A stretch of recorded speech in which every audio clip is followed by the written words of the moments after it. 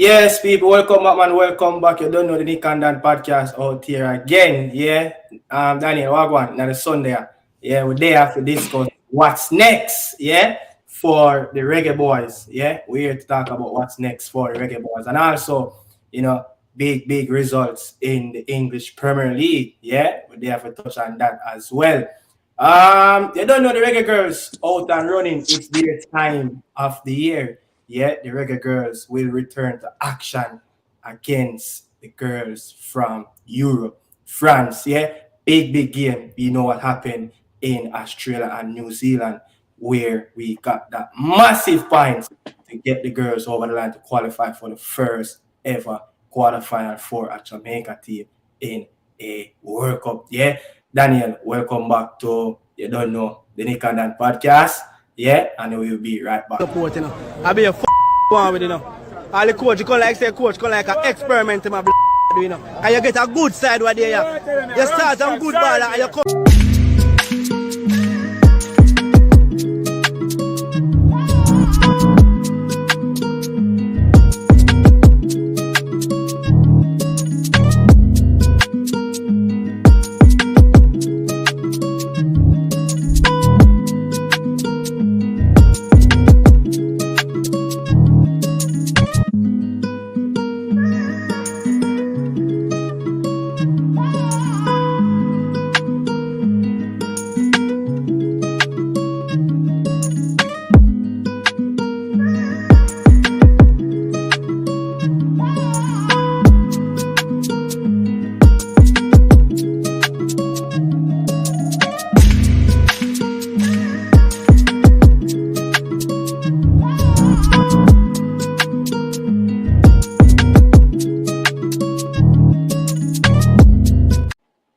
Yes, so people, you don't know that's the intro for the Nick and Dad podcast. Daniel, the Premier League is back.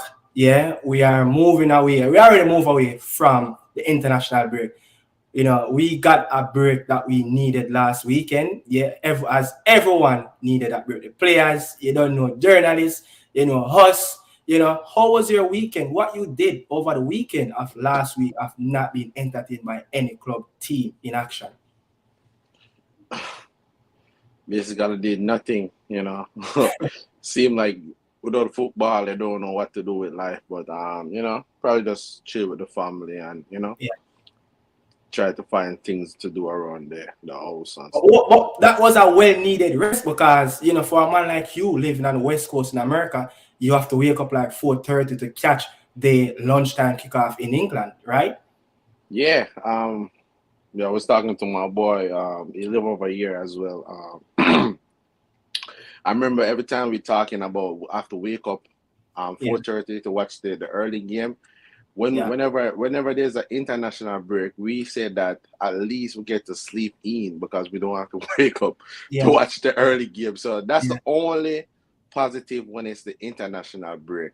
When living on the West Coast, you don't have to wake up early to catch that game. But otherwise than that, glad that when you don't have the game, you kind of say, "Oh, damn, I wish the game was playing." But I was glad to see the Premier League and club football in our world come back this weekend. Look, last week Saturday I slept like a baby. I woke up like 1 o'clock in the day. You understand? I was looking on my phone, watch because to be quite frank, I watched the European Nations League, the World Cup qualifier in Europe.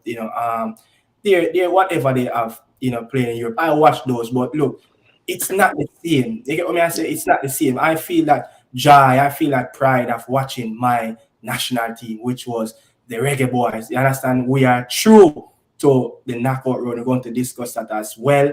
US is up on us, but look, we here, to talk about Daniel, what's next around the Reggae Boy national team, and a whole lot of stuff, have been happening on the field, fans having some nasty words to say to the players, from the, how it goes already when you're watching games at the office. Yeah, it's going to be a lovely atmosphere. People will have their say, you understand? But big up everybody in the chat, really appreciate it. You understand? The Nick and Dad podcast is here. But people, listen to this and we will get into action and talk about what's next for the Reggae Boys. Listen to this, fans. Is having a go at the coach and having a go at the players. Coach, you know. I be a one with you know. All the coach, you come like say coach, come like an experiment in my you know. And you get a good side where there you start some good ball and you come in the national stadium now and I change up a side. A joke thing I deal with coach, brother. Joke thing coach I deal with, brother. We don't even a one shot take to and this to take, you know. One shot out of whole 90 minutes. A one shot. Me not come back here, sir. Me not come back on no more match, brother. Me tell you that this brother. That stress me out, brother. Watch out. Good everybody have look here. Look here. Watch out. Talk about talk about brother. Come here tell you thing hurt me, no brother. Them man can't argue with nothing. Collect when they come in and say them then turn idiot in this. Boy, me tell you to brother. John won't start. Joke thing them a deal with, brother. Why, Daniel, fans have some distaste. You know, this is what I feared around the national team, Daniel. This is what I feared around the national team. Look, it was a lovely support, you know, the Cuba game, the Honduras game. You know, we haven't seen anything like that, you know, for months, probably years, you know, around the Reggae Boys national team. You know, the only time we see crowd like that is probably the gala. You know, it's probably Chris Brown. It is probably Burna Boy bringing those massive crowds to the national stadium. But the fans them turn up, Daniel, and you can hear the gentleman speaking with a lot of passion. You know, I have to beep out so many, you know, words. I don't want to say it's bad, it's a part of our language, but we want to be respectful to the viewers and, you know, people who really don't want to hear those, you know, language, colorful words, you know, coming from that guy more. But, Daniel, what's your takes on that video alone? That's a guy that's been supporting Jamaica for years. Yeah. And it sounds like him have enough. Him have enough. You get me? That sounds like a supporter that has been spending his hard earning money. Yes. And he's had enough. You get what I'm saying? Yeah. Like the coach just come in and he already give up. Because who is me and you to tell a man that's spending money buying ticket? Yeah. Even who from Kingston or Westmoreland, you know, he might come from. Even if him get the ticket free, somebody give him the ticket free, but him still make the journey and go there to go and watch that game. And the team did not play to the expectation of his. You get what I'm saying? And I feel like me used to do that, but me reach a point where me just why even do that anymore? You get what I'm saying? Because we have been supporting Jamaica for years, and a years the team are let down. So you know, I feel like we are looking past it just the team performance now. We're looking our job as an analyst and man that know the game for years and been talking about this game. We look upon it as all angles now. So, you know, I know him as a supporter just go there and watch the game. We look upon it as I used to feel the same for him. Yeah. Just like him. But we now just look upon it the game as how we see it on the field alone. We are looking upon all of the aspects now. You get what I'm saying? Because we're grown now, we're mature. You know, we are big man now. But then when we used to watch the game, we used to complain just like how the fans are complain. But now we're past them stages. We feel like the football on the field is bigger than what's going on around there. Yeah. You get me? I say? So I understand the fan feeling. I feel like if I was in the stadium too, I would have done the same thing too. You know? But I mean, to be quite frank, it was a disgusting performance, you know, from the boys, you know, at home against Honduras. You know, but again, you just have to probably just look at it. Look, it's football. You know, we're not going to get, you know, the performances that we need. You understand, all the time. But at least, you know, for us, you know, with the fans, and we have a bias culture amongst ourselves. You know, we call Jamaican, and it's just not the Reggae Boys. It's just a thing that overall, whatever we support, you understand, we have a bias culture, you know, towards that. And I would say maybe the only thing that, you know, Jamaican people don't really have a bias culture towards and is to go and line up at that line at the embassy are supporting the green or orange, yeah, the color shirt you like. But I mean, when you look at the football, Daniel, it was disgrace. But I was hopeful to see, you know, a better performance, you know, on the pitch. You know, I was expecting at least the players them to show some character, be that man, you know, be that leader, you know, show your experience. You know, so many experienced players on that pitch. You know, we have like 8 players, you know, that's Jamaican that were born in England, you know, playing at the highest level, you know, in top tier football in England. You understand? We have other players amongst them, yeah, who are playing at the highest level as well. So I was expecting if the coach got something wrong, yeah, certain setup, certain tactics are just didn't pan out according to how things should work, but at least show something to believe in yourself and give the fans something to walk away from. But I mean, they gave us a clean sheet in the Nations League group stage, no goals. I mean, we're still unbeaten in the group stage in the Nations League. But to be quite frank, you know, we just scored 4 goals, none at home. You understand? We only let in 1 goal, you know. But I mean, but look, Daniel, what's next?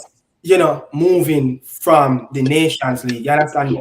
What's next with Steve McCLAREN? You know, we don't want to touch on the players as yet, but what next though for the coach? Because we have so many players in the squad right now who you say out of touch. You know, they're just not having the reality of putting on the black, green, and gold shirt. It's like their mind is somewhere else. I don't know, but the Margaret himself, yeah, but we just don't want to pick out Demi, you know, players, Mikel Antonio, you know, Casey Palmer, you know, Joel.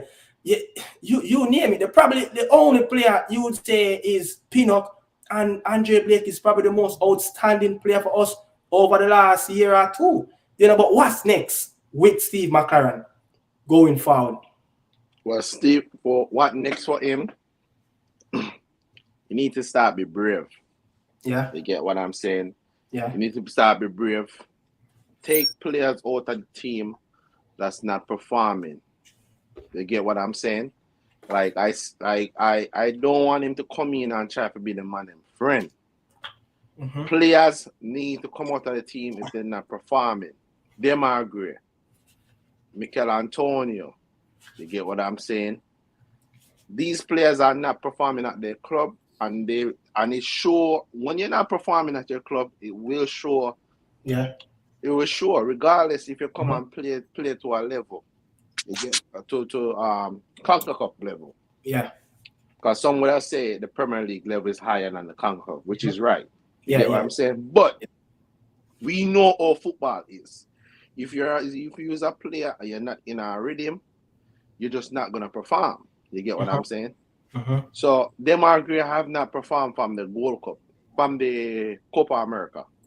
Yeah. You get me? He has been the whole Copa America. He has been poor, and he has from in the last year 2023.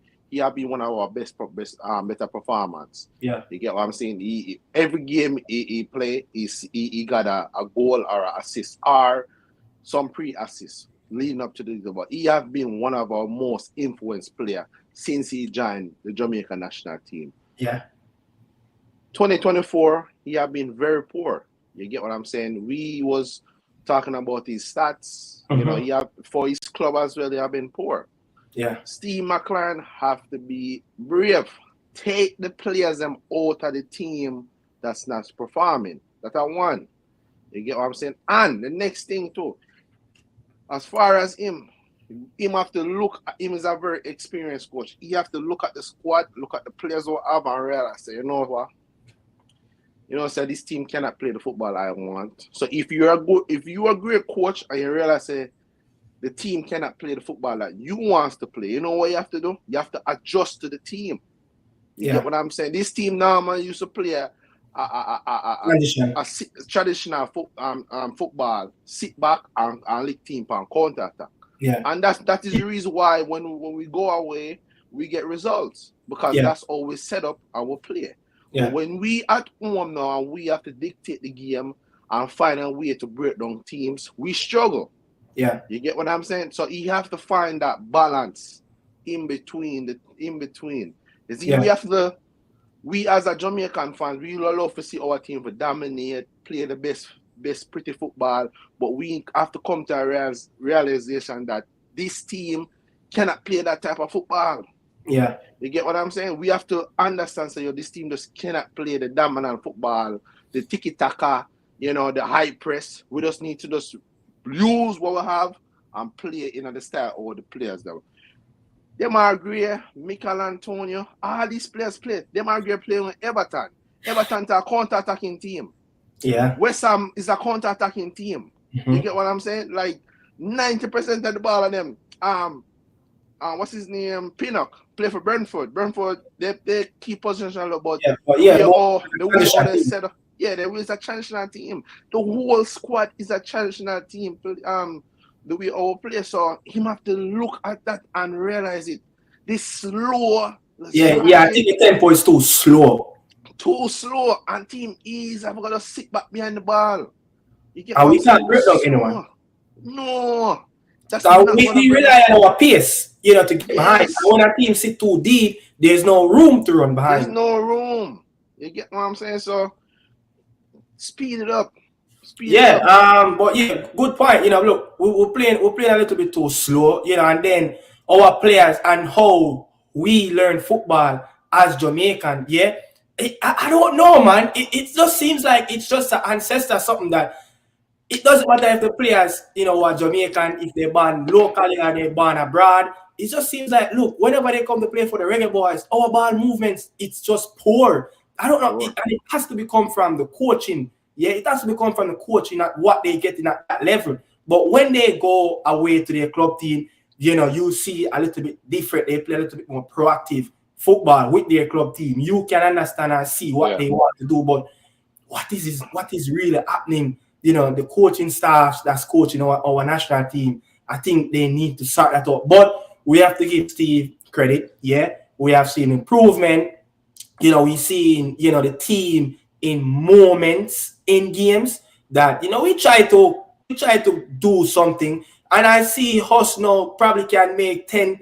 It's sad to say, but it's just the truth and it's just the reality. We just start to play like 5, 10, 15, 20 passes together as a team. One time we couldn't do it, but how can we speed it up, a little bit more faster so we can actually, when the ball turn over in the Gold Cup, what happened with Harv Grimson? Majority of the goals that we scored on St. Kitts, Trinidad, it's goals that was turned over. All those balls that turn over, we make it into goals. You understand? So if we play a little bit more speed, we can do things a little bit better. You understand? But the style, Daniel, the long ball, don't even forget about it, Daniel. It's disturbing, the long ball. What did you tell us? Huh? What did you tell about All get? When I tell you this, a brother arrested on low. Now that me tell the show before the game them. I never tell say more on low. I don't know, man. But before we go to that, Daniel, people, look at this right here about the Reggae Boys center half playing, compared to Alf Grimson team, in terms of stats and playing this long ball.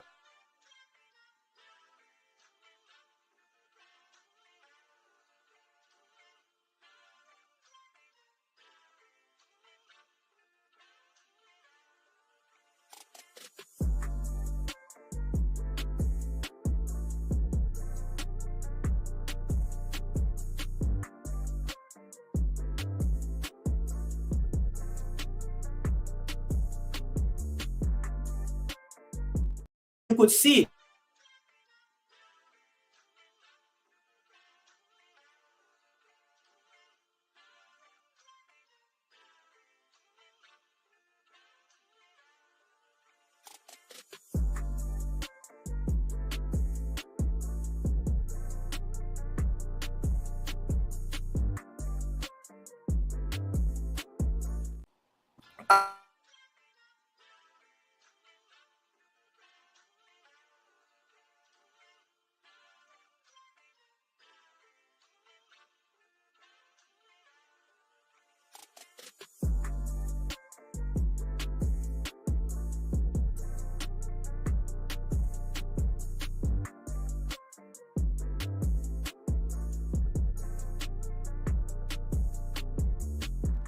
Daniel, what you take away from that stats right there? Nah, like still lower awful still. Yo, lower awful still. You know that's about I didn't realize that was that much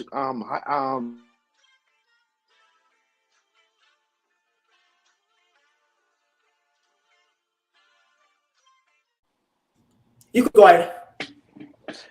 I didn't realize that wasn't that much long ball Mason Allgate play. That's crazy. I didn't realize that. That's awful, man. Daniel, you know, I don't know, man, but you know, people saw those stats, and you know, it's something that we can work on. You know, it's something that we can work on, but I think it's just too much, because if you look at the game that they played, yeah, the last group stage game in the Gold Cup where Mariappa and Bernard, they made 2 attempts, yeah. Bernard did not make an attempt, yeah. That was all down to Mariappa, the 2 out of 5 successful out of the 5 long ball. You understand? So I mean, it can work, but teams. You think it's coming from the coach? Huh? You think this coming from the coach? Yeah, I think it's down from the coach. You know, I think it's down from the coach, to be honest. You know, I don't know, man, but I have something that, you know, I really want to get out there. People listen to Joel at the you're speaking about the long ball issue. I know Steve McCLAREN is trying to get the team. I just think it's one of those, like you said, against Nicaragua. It was a hostile environment. It was tough on the pitch to keep the ball, but we got the result. And then tonight, it's just finding the time when we need to be steady on the ball, slow it down to almost drag them out, and then pick up the pace of that injection where either we slap it through the lines into our 10s or play the balls over the top for the runs that we've got in behind. So it's just being patient, but finding the right moment to inject the pace that we need to into the game, and that will come with time. You know, we've had two camps now with coach. Where we've come from the first camp to now, I think you can see in the performances, we've got a lot more structure. We're finding our identity, and like the coach said, I think we're only going to improve and get better. So then next camp, we'll do our recap on these games. We'll learn from them. Then hopefully, like you said, we can get that where we're solid, but we keep the ball and we're threatening the back four and threatening their goal as well. Daniel, you know, he have said something there. You know, he's trying to build up, but they're trying to play the long ball. But the long ball is not there. The Cuban defense were so deep. The Honduras defense, you know, Maldonado and Luis Vega, they were so deep, and every time they hit the ball in that Honduras game, it just didn't work. It did not go to anybody. You understand? Yeah. You know, I mean, but what he said, it's coming from the coach. It's coming from the coach. But how fast can we adapt to this situation where the long ball is going to be a little bit more effective in that mode of hitting it from 50, 60 yards, you know, from our deep in our defensive third? How is that going to play out? Like, I don't know, man.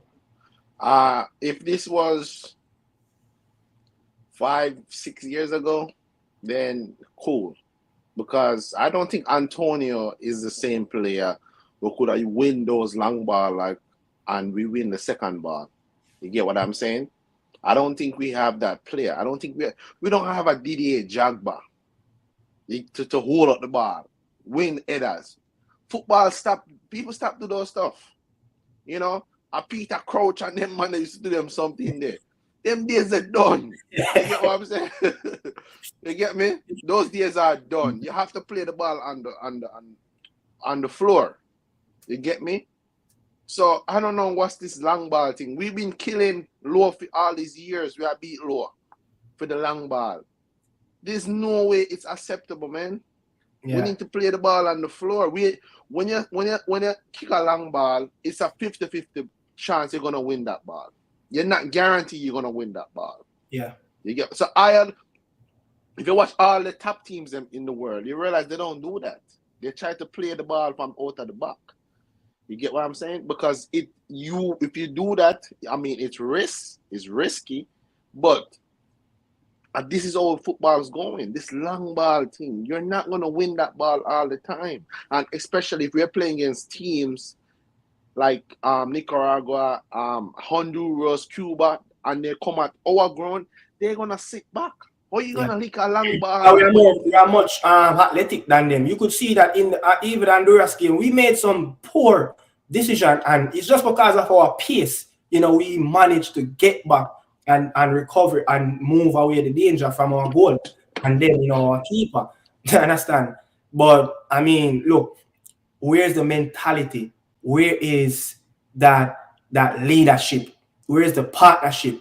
So everyone can come together. Somebody on the pitch must realize, hey, look, this is not working. You understand? This is not working. But it's come back down to what you said earlier. Yeah, because I had a friend who went to the game and we were talking, the day after, and he was like, hey, I was like, what was the reaction? Because what you're watching the game on TV, you're not going to see all the reaction. So I was like, what was the reaction with Steve McCLAREN when both players, Allgate and Pinnock, bypassing the midfield? Yeah, because sometimes I see Tyree in the midfield, he drop a little bit deeper, so he's trying to find space to pick up the ball, but it just didn't come to him. But he said Steve McCLAREN was a little bit upset, yeah, especially with Mason and the ball of trying to hit the ball long. So I was like, the coach must do something. What Ernest Slack come in and do? Kwanzaa is not playing good. Substitute. Go in Konate. The same thing. You're not playing good, you need to get pulled. You're not following instruction, you need to get pulled. And the coach, he's probably going to have to be a little bit more ruthless because, look, Al Grimson was trying to be his best, the best friend with these players. And guess what? You see what happened? Who threw each other under the bus. Mm-hmm. So you can be a good man manager. You could be, a player person. But when it comes down to what is happening on the pitch, you have to demonstrate it as a leader. Yeah, use the captain for the ship. Because if next year come and the Reggae Boys don't qualify for 2026, what will happen? Steve McCLAREN will get the boot. The players will always be there. Do you understand? So once the ship is sink, the captain are gonna get sink with the ship. So you have to make sure, make sure he demonstrate to the players and be more ruthless in what is he doing in terms of getting his instructions out there on the pitch during the game. You understand? I mean, when I talk about mentality, how you see this Reggae Boys squad, mentally, is it this team is on the next level mentally, trying to find that partnership with each other on the pitch? I was very disappointed in that game. Remember, I text you? Yeah. I was very disappointed as far as mentality in this team. I understand that we're top of the. I keep on hearing people saying that we're top of the group, we're through to the next ground, Listen, when you're at your home ground, regardless of if you qualify, I did not like the mentality Steve McCLAREN sent out with the team. Yeah, we started getting slow. We never want to win that game. Yeah. I feel, I had that feeling that a point get us over the line. We just feel like, okay, get a point. No, we don't want to have that mentality. No, because you know why? We are beating the fans to come out and watch the game. Pay them money, come support the team. Over the past last year, stadium was empty. Nobody now come watch the game. Yeah. And over the past few weeks, windows, they see the stadium full, packed. You get what I'm saying? And you're not gonna turn up with that type of mentality there. Don't even try to give the fans them something to celebrate about. And not even a goal. Not even a goal. And it seems like you don't want to win the game. One of the game, them one shot towards the goal and that's it. The next one, none. It's a poor mentality, man. And that's come from the coach. Yeah. Those mentality come from the coach. No urgency, no nothing. The only time I think we were trying to win the game in the last couple of minutes when Cephas and Kadim Dixon come on the field. Kadim Dixon. That's the only time I think we were going to win the game. First half was dreadful. Dixon should be starting. Yes. I heard someone that said, look, Dixon's not getting in the game at Charlton. He needs to stay back in England and play those AFL trophy games for Charlton and, let him stay and develop more. Dixon is our best young player. Dixon should be in the team. Anytime the Jamaica, if he get called up to come represent him country, take it. It's once in a lifetime opportunity you are going to get to represent your country. You get what I'm saying? Like Dixon, anytime you can get able to get and come play football, take it. Don't reject it and talk about you gotta stay back. You ain't reach one level there yet. You get what I'm saying? The mentality will come from the coach. Yeah. You get me? The mentality will come from the coach. And Chad, you can't see when I talk about I said Maggie not good. What do you mean Maggie not good?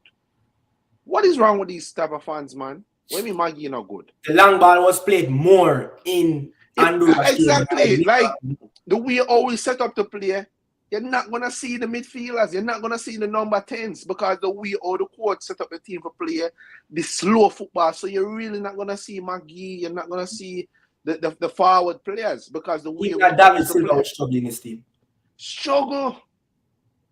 The midfielders, the number 10s, the strikers, they keep on have to come deep because Honduras defended good. They defend really good. I have to give them some credit. Their setup was good. Yeah. They're coming with a game plan to not lose the game because they were scared to attack us too. Yeah. You get what I'm saying? Yeah. They were scared. Like I think they started the game looking at us, think that, what happened, over there in Honduras, the Reggae Boy probably will come off with a flyer, and they knew that, look, let's sit back and see what is going on, what this team is going to bring to us. And they realized 5 minutes in the game, this Reggae Boys team is not doing nothing. And then what they start to do, they start to overlap. They start to overlap our wing backs, and their midfielders start to run in the half space, towards whatever wing the ball is at and create that triangle. Choco Lozano, he was being more, he's a bit more mobile in that attacking third for Honduras, where as a number 9, if the ball is on the left, he's teaming up with, either Rodriguez or, either Pinto, and then, you have Arriaga or Haiti Flores, matching the attack on both wing to form that triangle, and they were overloading our wing backs, so they brought the game to us after the first 5 minutes because look, they doing nothing. Their own fans, even before the game, their journalist was talking about, look, it's going to be 20 plus people in the national stadium, so they will have the support. So maybe they could have that thing in the back of their mind that French Guiana will play away to Nicaragua. Nicaragua will full up them net, and the Reggae Boys will more likely will win as they were the favorites starting the game, and they're like, no, Ronaldo Rueda. You have to give the Honduras coach a lot of credit, and I haven't heard anyone, when I listen to different people speak about the game, I don't really hear anyone giving the Colombian, the coach, any credit what he have done. He have limited us in the midfield, and he have limited us on the wing, and they isolated Mikel Antonio up front.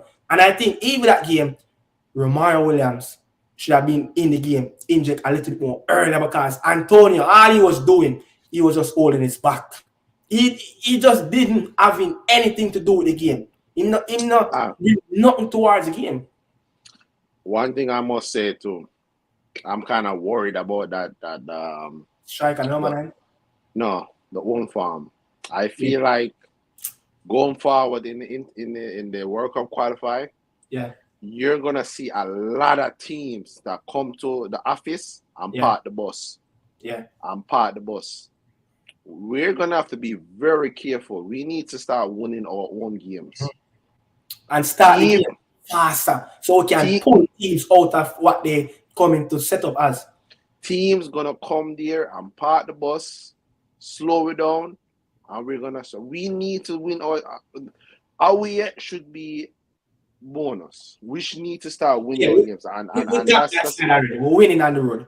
yeah. But if you're not, yeah, but who can tell that when we start going away, we're struggling? Because normally that struggle away, right? And win at home. You get me? I feel like we need to start do better. We need to start, just say, we need to start fast. You know, put teams on their toe. I think we're too comfortable. You get me? So that's my own one of my concern about the team going in the World Cup qualifiers, because everybody gotta come on the office and park the bus. Yeah. You get me? So we need to start that out. Seriously. You know, but I mean, you know, Daniel, I want to talk about, you know, Demarai Gray, you know, a player, when he just came in the team, he was frightening. You understand? He was frightening of what he was doing. But for me, picked up that injury, you know, in May, I think, against Al Ittihad. And he didn't play for like nearly a 2 month or 2 months and a half. Then he came right in and played that Mexico game. He was just look off. You understand? But it is a major concern for this team. Yeah. Yeah. It is a major concern for this team of what Demi did in past games, especially in the Gold Cup. What he have created in the squad. Show the Reggae Boys fans that look, he is dynamic. He is that winger that can take on players 1v1. Yeah? And bring the national team to a different level. But everything just seems like it just fall right off after that injury. But I mean, people just look at this, you know, for Demarai Gray.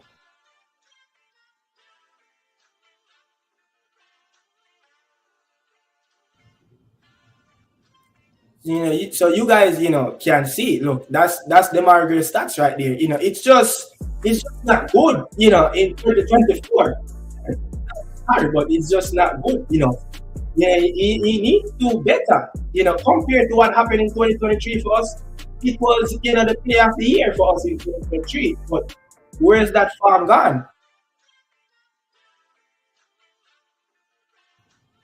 Where's that farm? Yeah, look at 2024 and look at his club stats. It's just devastated to what happened to him. It just can't be that bad. Like he just look interested. Demarai Gray seems like he put on a lot of weight. You understand? It just seems like he gained a little bit more weight. He's a quality player for us. He's a quality player in CONCACAF. He's someone that can do really good for us. You understand? But Daniel, those numbers, you know, in 2023, you know, is really good. You know, 11 goal involvement. Yeah, 11 goal involvement for the Reggae Boys in 2023. You know, no goal involvement, you know, in 2024. You know, he played like 3 games, you know, this season for already, you know, for Al Ittihad. Last season, he played like what, 22. He started 22 out of 25 games, you know, between the Saudi Pro League and, you know, the King Cup that they played. He played more games. You know, after he got that injury, it seems like after the season, you know, coming back late, you know, the Gold Cup and all of that, you know, America, it just seems like he was just off, you know. And, you know, Gerard made a few signings in an attacking position wise where he brought in a few players, and Demarai Gray just seems like he's functional, and that just seems like it done so much damage to him because he's not playing competitive football, you know. Yeah. It's you know, for you, man, it's a major concern for us because he is probably the most talented player in this team right now, taking on player individual. Yeah, I think he's showed in the Gold Cup when he first came. He was one of us best player, like, you know, creativity, goal wise, everything, taking on players. Like, we're able to watch him live and see this guy was, you know, he was. I must say, he's not fit. He doesn't look. He doesn't. Compared to the first time when he came, he does not look fit right now. He look overweight to me, and he look like something's going on. And I know he's the type of person that fight a lot of off the issue of the field too. Yeah. And he just don't look fit to me. Something doesn't look right. You get me? He doesn't look happy. You know, he's touch.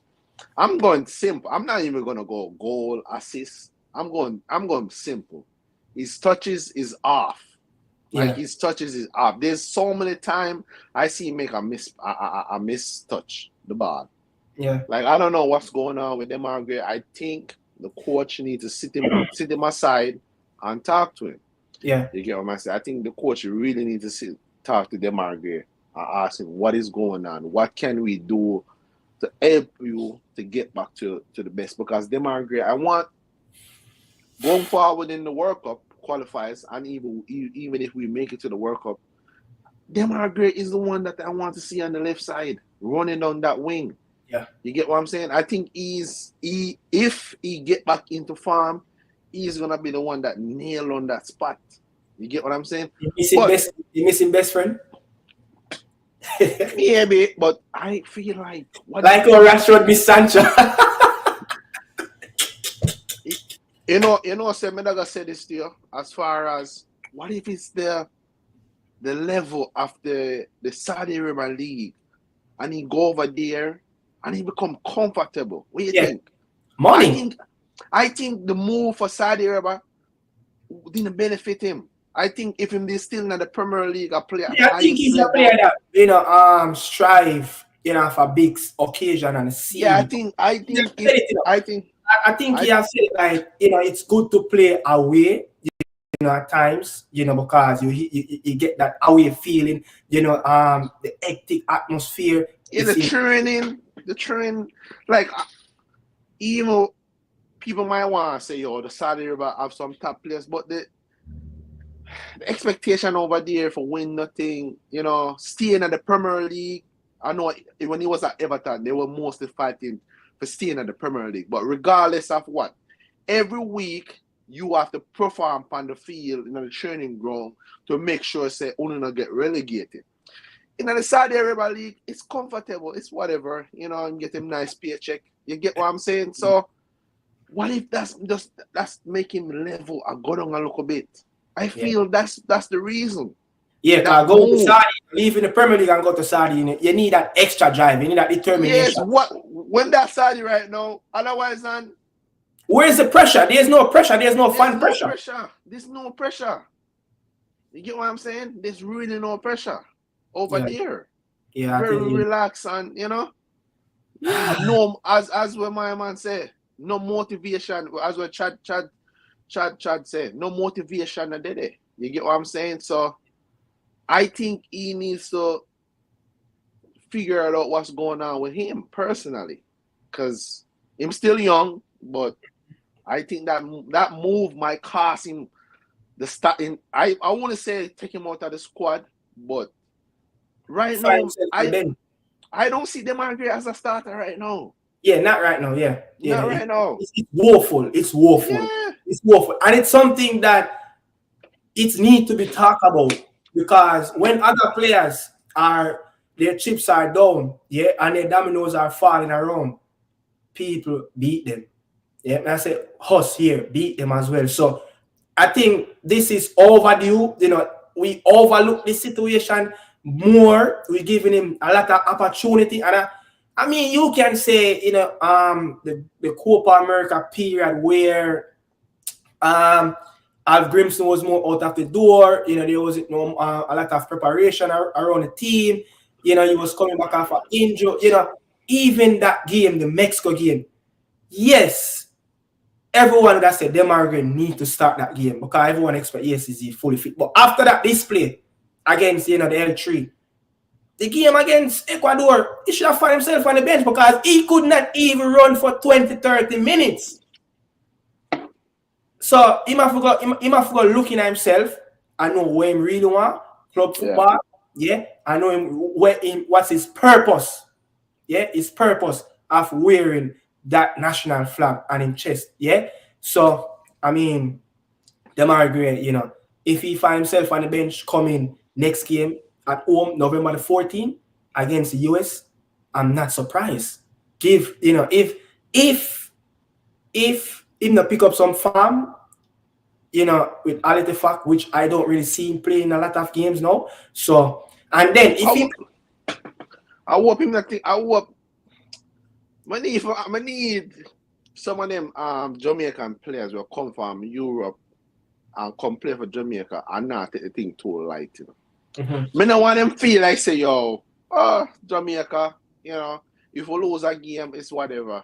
I want them to feel like that. I want them to have that feeling about the thing, Because I think them understand Jamaica fans very passionate, Yeah. You get what I say? Because I don't want him feel like say, yo, him can just come give him 50% and if we win, we win. If we lose, whatever.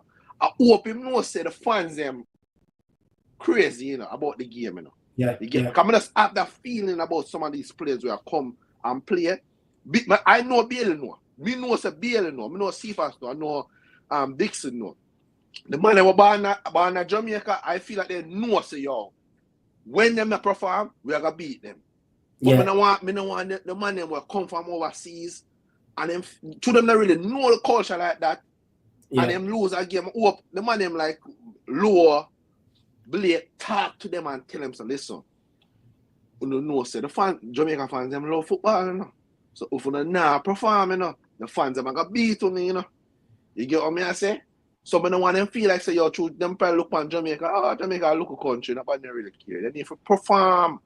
Get me? Cause I not have that feeling say yo Andre them agree. I have sleepless night thinking about John was saying, so I now perform to Jamaica. I need to start do better. I don't have that feeling there. But don't have that feeling there. Yeah. Yeah, so I hope them know say yo I'm not joking. For probably the last 5 years, I think majority of these crop of players that we call heritage players, which they are Jamaican, but they born in Jamaica. I think majority of them they are commit. Yeah, they are commit. No, I'm not saying them not commit, Yeah. I'm not saying they're not commit, Yeah. And what I'm saying is, I open the look point and we go again next game. No, do better. Even when try hard, a game like Cuba and Honduras at home, they should have sleepless night even when they're in England. Yes, that's a John was I never scored a ball. John was some should score a goal. That me no just like when I go back on the club, I want to perform and the fans them beat them and no social media comment and stuff like that. When them come at Jamaica, them need to know the same level and the same criticism they're going to get. Because I don't feel like say them have that. As I said, the man them were born here, born in the country, and them know the fans are gonna beat. The fans are gonna be right under Bailey comment sections as the match done. You get what I say? They were on the comment section and beat him before the game done. Yeah. So I want them understand say yo, they need to take the thing serious. You get me? Cause I just feel like say yo, them are great, probably just not really, Maybe that's also his personality, but me hope me wrong. Yeah. But give me one positive from the coach though. One positive that you're seeing coach, is doing with this national team because there's changes. Yeah, but leave one positive, with the national team that you like about the national team. What's really happened between Avrims and Steve McCLAREN?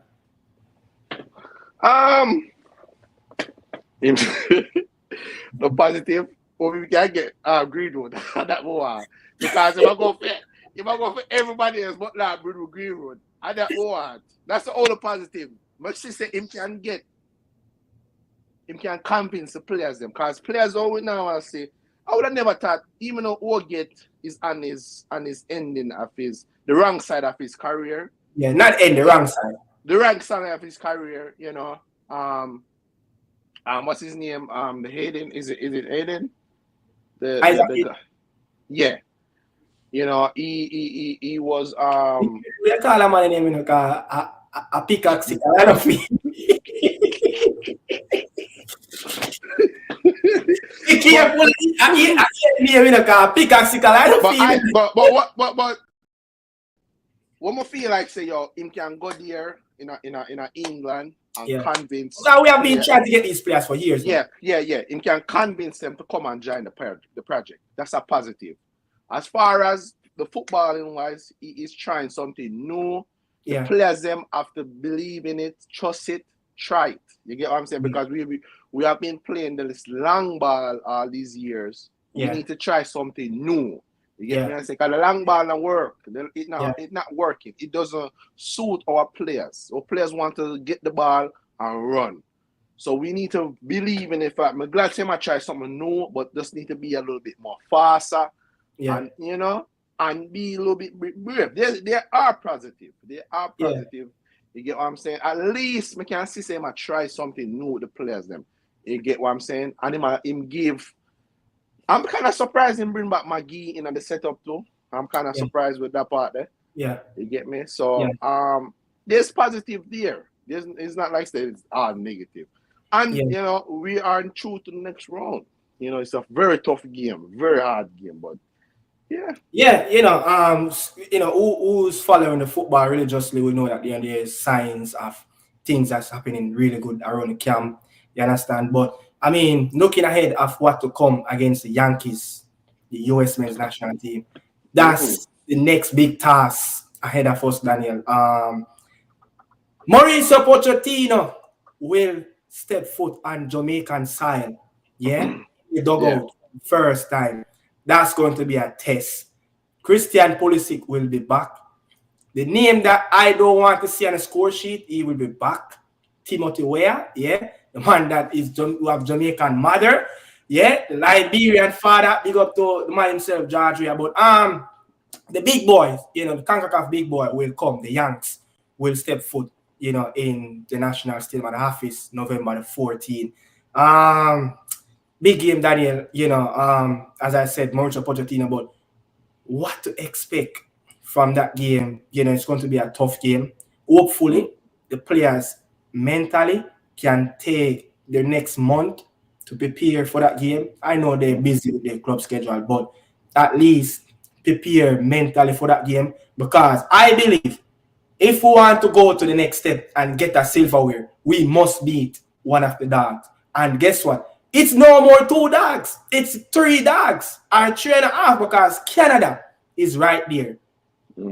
Panama, their system is 4-year old with Thomas. That team is together for the last 4 years. So it's not a joke team. Mexico, they're still there. Is it that Javier Aguirre and Rafa Marquez is finding the best tuning out of the L3 again? I saw that game against Mexico and I was like, against the US, and I was like, whoa, is this the Mexican team is coming back? Is this the old brand coming, with a new system is coming back? You understand? But it's no more longer 2 dogs. So if we want to get something and win silverware, as me and you always chit chat after that, I think the Nations League is probably the easiest, or probably not so tough as the Gold Cup to win. This can be our first continental tournament that we can win, the Nations League, that included the big boys. You understand? But US is at home, Daniel, and just listen what going on with the US and Jamaica, how they talk. How are you feeling about this? Because when I think about Jamaica, they got a new coach in Steve McCLAREN, who has been coaching forever, most recently with Manchester United. He's taken over. They've played 4 games with him in charge. They haven't lost any of 4 of those games. They've only given up 1 goal. And it looks like, I guess where my concern is it looks like he's galvanized the European-based Jamaicans to want to be a part of it and to look like they're enjoying themselves while they're being a part of it. It just felt a little fractious previous to that. Now, but right now, there seems to be some nice harmony that he's creating with the team. And I think that makes Jamaica pretty dangerous, especially when you got to go down there and get a result so things don't get away from you and you have to chase it in leg 2.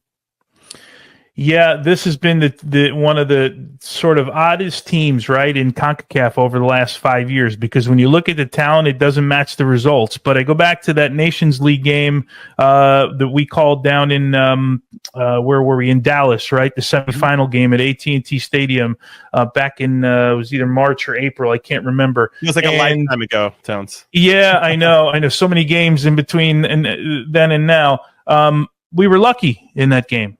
Right, we had the own goal in 95th, 96th, 97th minute, the header, and then we end up winning in the end. We were better in extra time than Jamaica was, and Haji Wright gets the 2 goals, and but we were lucky to get out of that game. That's the reality, right? We got a deflected own goal. We didn't play well. They were physically better than us, and if you remember that match, they had some issues with players who had been suspended for the camp.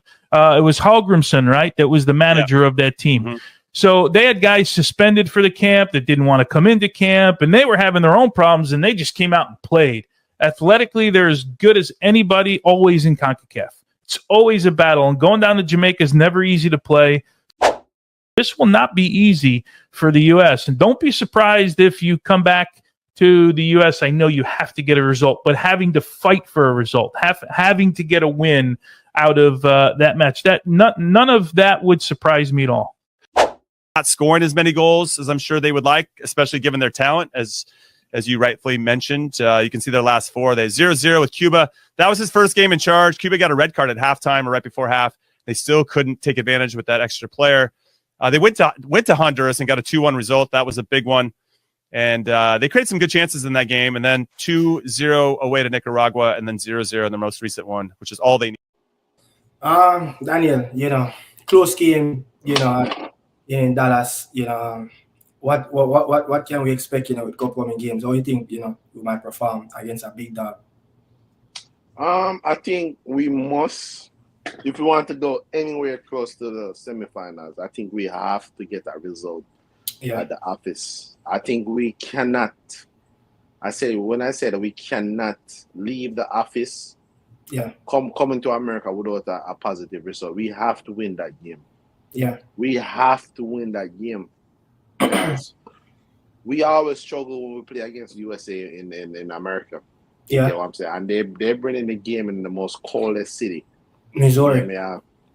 Even though most of our players, I don't think cold is a problem at this moment. I don't think cold will be a problem because most of our players play overseas, so they're used to that weather. But if we don't have any chance to go anywhere further, we have to get our results. And Pochettino have not been, his camp has not been good. I don't really rate him as a coach. I don't rate him. I don't think he's a good coach, but he's not my type of coach.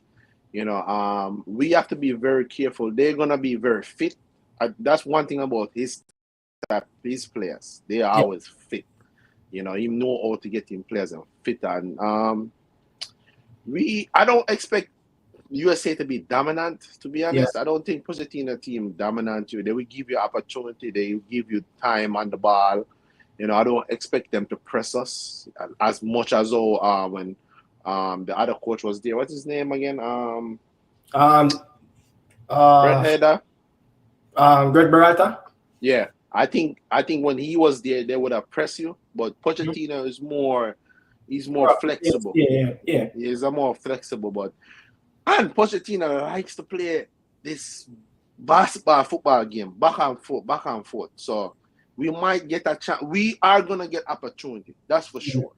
Yeah. You get me? I feel like we should give them the ball and we hit them on the counter attack. That's what I believe. I think, but as I said, we have to get a point at home. We have to get a positive result at the office. For sure. We have to fix that warm farm.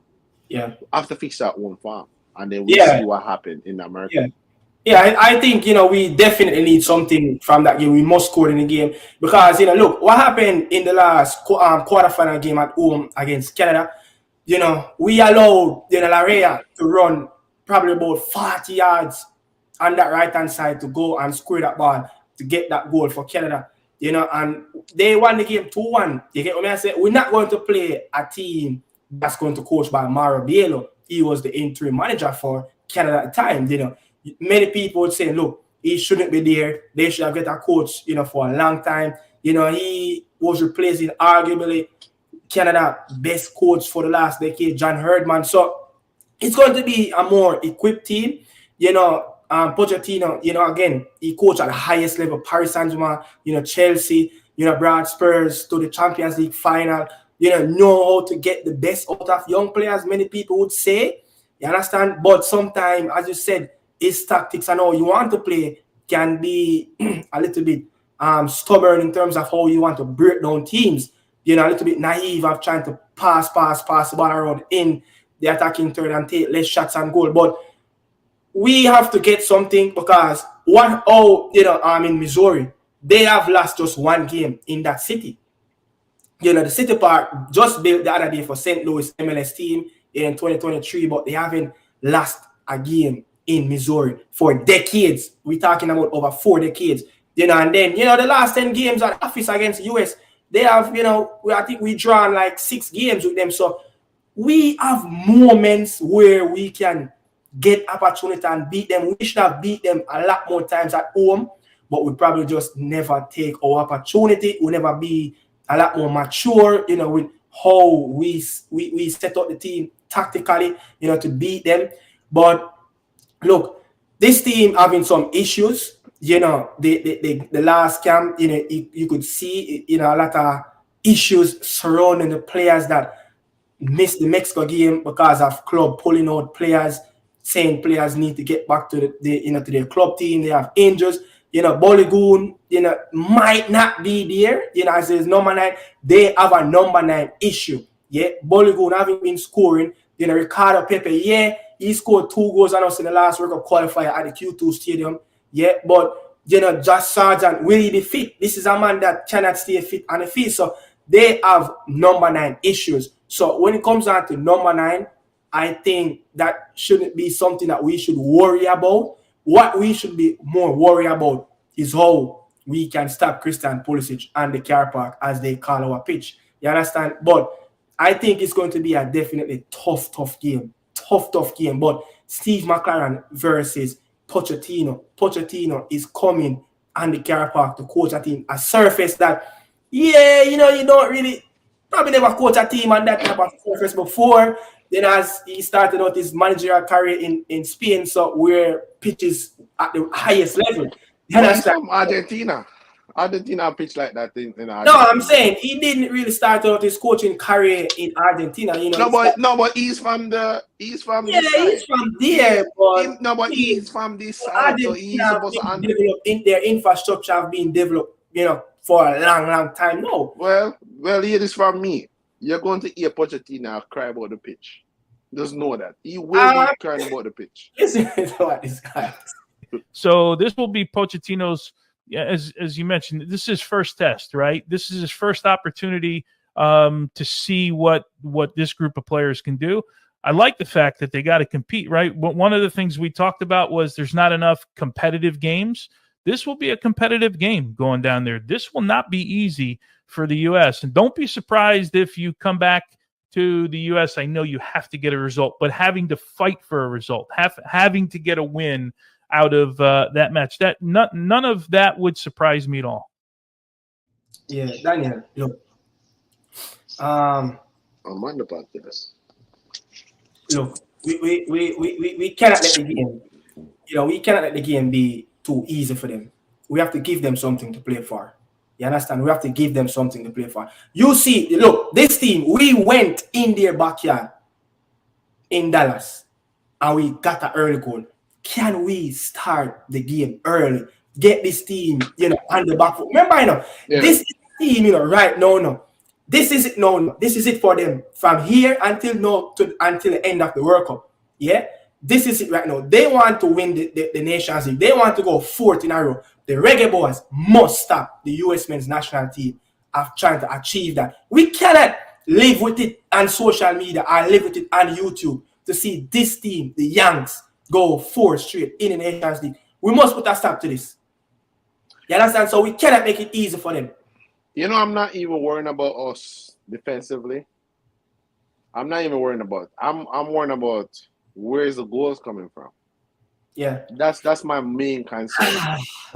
I'm not. I think we're very. I think we're very good. We are very good defensively because you can see we haven't conceded too many goals.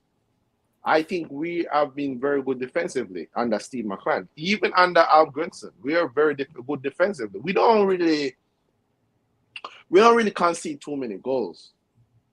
My only concern is where is the creativity and the goals is coming from.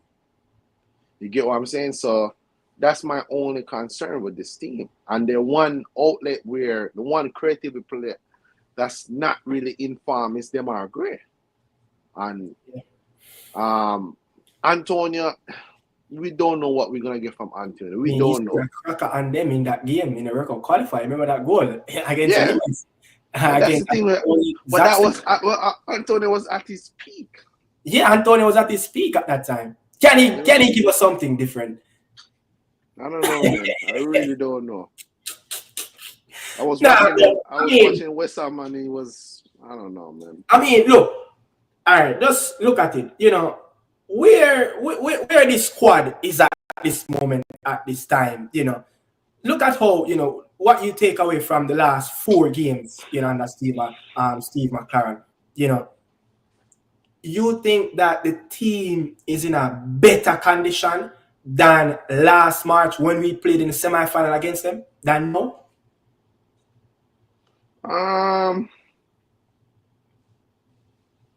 I would say defensively we're in a better condition. Yeah. But attacking wise, we're dull. We're very dull. I remember we used to have Bailey, Whisper. What else? There was some. I remember one time where we were stuck on attacking players. Yeah. We were stuck, and then over the past 3 weeks, I'm like, what happened? Where's all these players?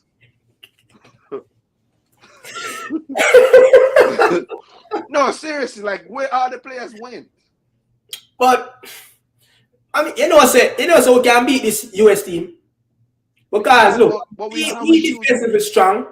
I think we have better players in the back line, to be honest. And when you look at Mackenzie, I think Mackenzie played in Belgium. You know, you look at Trusty, you look at Ream, and there's another player. I don't remember his name. You know, I don't remember his name, but when you look at those players, though, they are not up to the level. You understand? If you can take out Christian out of this game, and whenever Christian come to Jamaica, he have never really have the best of the best games. Yeah. You understand? So I think we really need to.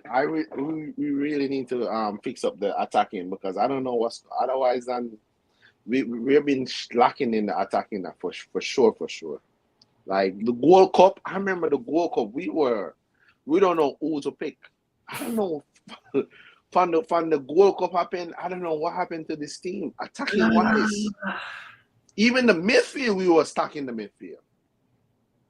You get me? I think the squad is not. That's why I'm not even too mad at the coach because I don't think the squad is good as all the squad was before. I think the squad is very, very small. You get what I'm saying? And the squad is I think we need to start getting back some attacking players. You get what I'm saying? I think the defensive we're always getting defensive players, and you know. So I don't know, man. I think we need to start getting some attacking players, and we need that. We can't rely on Antonio, you know, and we need to give Williams more chance because he score a goal against Nicaragua, and anytime and the people in beat, I say Williams are good enough. But that's the thing with you see the thing with Jamaica people. Everybody not good. Nobody not good. You get me? Listen, nobody not good, and them always say, "Yo, we need to get more players, and we need to get which players? Who? Wanna keep on saying we need to get this player, we need to bring this players because this man not good, this man not good. When they say, "Yo, we need to get these players on the field," you need to give us you need to tell us which player we need to go and get. Yeah. You can't say, yo, we need to bring this player. This man in a good, Maggie in already. This man in already. Then who we gonna bring in? Yeah. Come on, man. There's on the keep on. This is not like club football where you can just go buy a player. You get what I'm saying? These players have to be on farm. They have to be playing good for the coach to go and bring them in the national. You know what I'm saying? You know what, so to be honest, with the upcoming game against the US, me will take a Bowser any day, to be honest. You know what? You know, I think he was the leading goal scorer in the Nations League last campaign. You know, he got those goals. He got that crucial goal at home against Canada, even though we lost that game, but he got those 2 goals at BMO Field. I think I would take a Shaman Nicholson, you know, to start that What's game. going on with him? What's going on with Shaman? You know, What's going on? Remember the coach, he said, look, you know, Shaman said, he's going to stay back, you know. I think he need to be at his best. He hire a performance coach, you know, to help him get his fitness, you know. Boom, right after, you know, he scored 2 goals. He didn't score on the weekend when they play. I think they play Krasnodar over the weekend. You understand? So he's getting minutes now. You get what I say? He started up front with the Costa Rican, you know, Ugalde. So he's getting minutes right now. But I will take a Shaman Nicholson in the next game. Trust me. Yeah, I think well, if Shaman Nicholson need to get back on his best of farm, and if that's meaning that he need to focus on club football for a while, I mean, it was let him stay there and focus on. I think it only for the window just pass. Yeah. But I think surely he don't want to miss that quarterfinal game. You understand? But you know, look, I want to say this and I don't want to say this. Hopefully, we can get LB 31 back. Hopefully, we can get LB 31 back. I don't want to jinx it, but let's not talk about it because I really want to see Whisper back in, get a run back. Yeah, you know, I think Whisper should be our future number 9. And that's what I was gonna say. That's exactly what I was just gonna say. I think Whisper could be our future striker because right now we can't really think about anybody else that's potentially we could get to our level and start score some goal for it on a consistent basis. I think Whisper have all the attribute and him have the in our place at Chelsea. I think Whisper him have the opportunity to even get loaned out from Chelsea to go to a club and still be able to play football and still get called up for national. But he have all the attributes, the body structure, the talent. He have everything to become a top striker in the coming years. And he's very young. You get what I'm saying? So I think Whisper, he needs to get back he's one for the future. He should be the one for the future. Yeah, I think he needs to get back fit. Start focus on football, start put in the work and do the right thing, and he will be that number 9 for Jamaica because we really need a goal scorer. We need back a clutch player that going to, and I think look because I think Shaman Nicholson was that player, to be honest, until that little bullshit broke out in Russia and Ukraine. He was that player.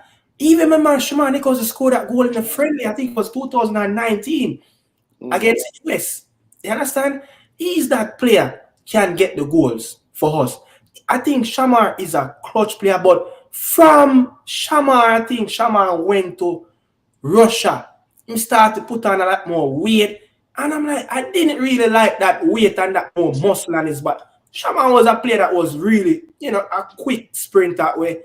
Can get a short sprint, 10 to 20 yards, run down the ball. You understand? Break the lines. He can give it that. Back then, even when he was a shallower, he was giving you that back then, running off and spin behind defenders, running the channels. But now he seems like a player that a traditional number 9, target man, post up, drop deep, you understand? But what we have now, he is the only player that we have that whenever that ball is getting in around that danger area in the penalty box. He's always that shark in the box that's sniffing around. And that's why coming in the future, if the players are not performing, my bad, Kaim Dixon need to be getting start, because Kaim Dixon is that player. When you see him on the pitch, it's always a wow. Are you scratching your head like? But this never happened in the game earlier, and all of a sudden when Kaim come on, him just create that little spark. You understand? So we have some young players, but it's just time for them to gel. But now we have to just work with our half, and I think the more lethal goal scorer that we have, bro, that's going to put in the effort, at least give us a 7.5, 8 out of 10 performance. And it's Boza. I think Boza is still that guy. I have more trust in Boza than I have more trust in Mikel Antonio. Mikel Antonio is on that retirement stage, about to leave the Premier League anytime soon. You understand? He's in that declining mood. Look at how is he playing, even though things are not going really well at West Ham. But you just have to be clear.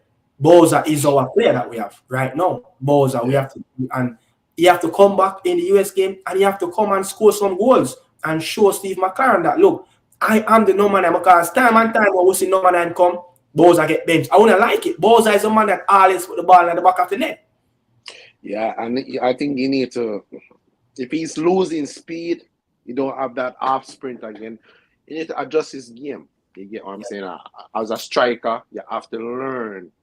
You have to learn your body and understand, say, the stuff that we used to do when it was 23, 22, 24, you cannot do that when you reach a certain age. So you have to adjust. Boza just 27? Yeah, but every player peak at a certain time in their life, you know.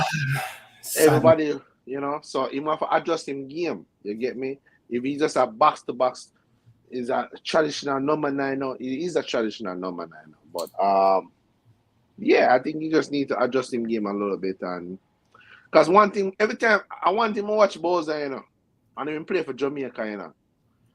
Boza always, no matter what. Me watch our 90 minutes of Antonio get no shot from target. Exactly. But this Boza, I want thing, you know, him always a chance, you know. Even before, he was gonna miss it. He was gonna miss it. Yeah. But for some reason, Boza always get a chance throughout the game. I don't know why. But Anthony go the whole 90 minutes and I get no, he might work hard, he might chat back, he might defend. No, and Boza just come on the field for 10 minutes and you get one chance. You get me? Is he just that player that's always available?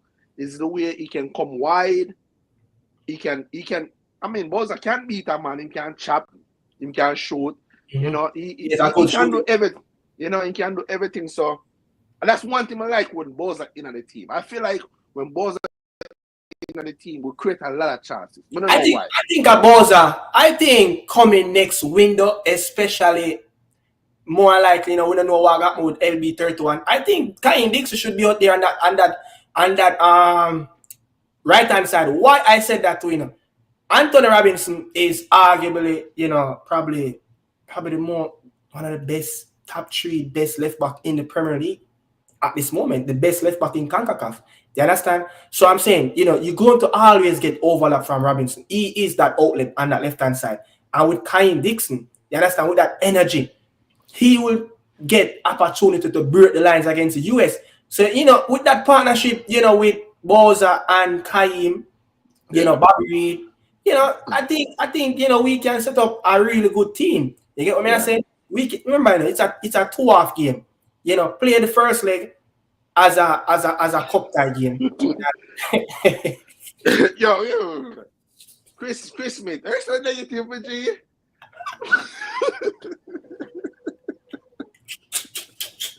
Yo, Chris Smith, you're negative. Chris Smith, just relax, but you're too negative, man. The boss, man. But you know, pick up yourself. Pick up yourself. say about Jamalo. Jamalo, which game Jamalo missed all that goal? Against Cuba, right? I don't want to see Jamalo. Yeah, man, miss a goal against Cuba, man. I don't want to see Jamalo as a normal, as a striker. Jamalo, him, that game that low, I don't want to see Jamalo as a number 9. You get what I'm saying? I rather realize. I feel like if Boza get 3 goals, I know I'm gonna score 1. But G, Chris Smith, what you mean? Dixon won't be at Charlton. Why you just not rate the kid or what? He's not good enough or what? What and Dixon as a youngster left Manning Cup from Jamaica and got in England, in Charlton, or them in League 1 or League 2 Bugsy? League 1. Them in League 1 and the youth are develop at him develop stage. Are you already right off the kid already? But the youth just go there. Him just go there, you know? Are you right off the youth already? This is what we're talking about Jamaica people. We're talking about football. Only like give nobody a chance. You get me? Yeah. Football now become top stars and top player overnight. You take them time. Bro, you know, everybody have them opinion. Years, you know, so years Messi play. Years. Ronaldo play for years. You think them just become a superstar in 1 year? No, it take develop, it take understanding, it take training, it take, you know. So come on, but you can't just say your man no good, man not ready. You need to stop them thing, man. Jesus. Big up to the people them in the comment section, man. But you know, look, you just have to give the young you see right now, look, Tariq Maggie, Daniel, to be quite frank, who is more comfortable and can create? You see the pass where Tariq Maggie did them great. I think in that first half, but it was overkick.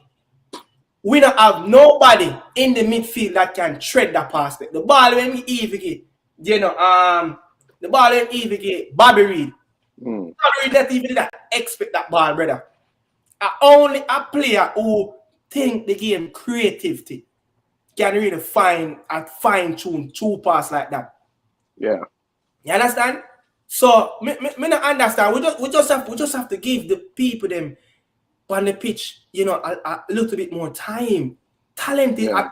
A player is in Maggie. A player is in Dixon that if we use them properly, we can get something out of those young players. Bro, Dixon can't just be so lucky every time when he touch the pitch at Volcano Europe. Brother, all long now Kenji Paez play for Ecuador. So almost 2 years now. Kenji Paez play for Independiente Valle from inside a contract and I've trained the team from 14 plus. Then he make him debut at 15. Yeah. Look at you have a look at youth in Philadelphia right now. Sullivan, where Man City buy. Bro, look what Philadelphia do. I take them time. I think him about 14, 15 now. The Argentine? No, he's a US. US? Yeah. Every player develop different. You get me? Dixon might be 19 and Lamal with at Barcelona, 18, 19, and he might perform too, like he must look like a world-class player. Who? Dixon, Lamal for Barcelona. Oh, yeah, man. Oh, yeah. Every player develop different. You get what I'm saying? Like, you might be 19 and you is not good as me, you know, but he might peak as it might start look good when he reach 25, 24. You get what I'm saying? Just because he's not a superstar, he's not a bad baller now, when he's 19, that means he's not going to be a bad baller later. Every player develop different. That's why you have the Messi, the Ronaldos, you have the Maradona, the Pele, the Zidane.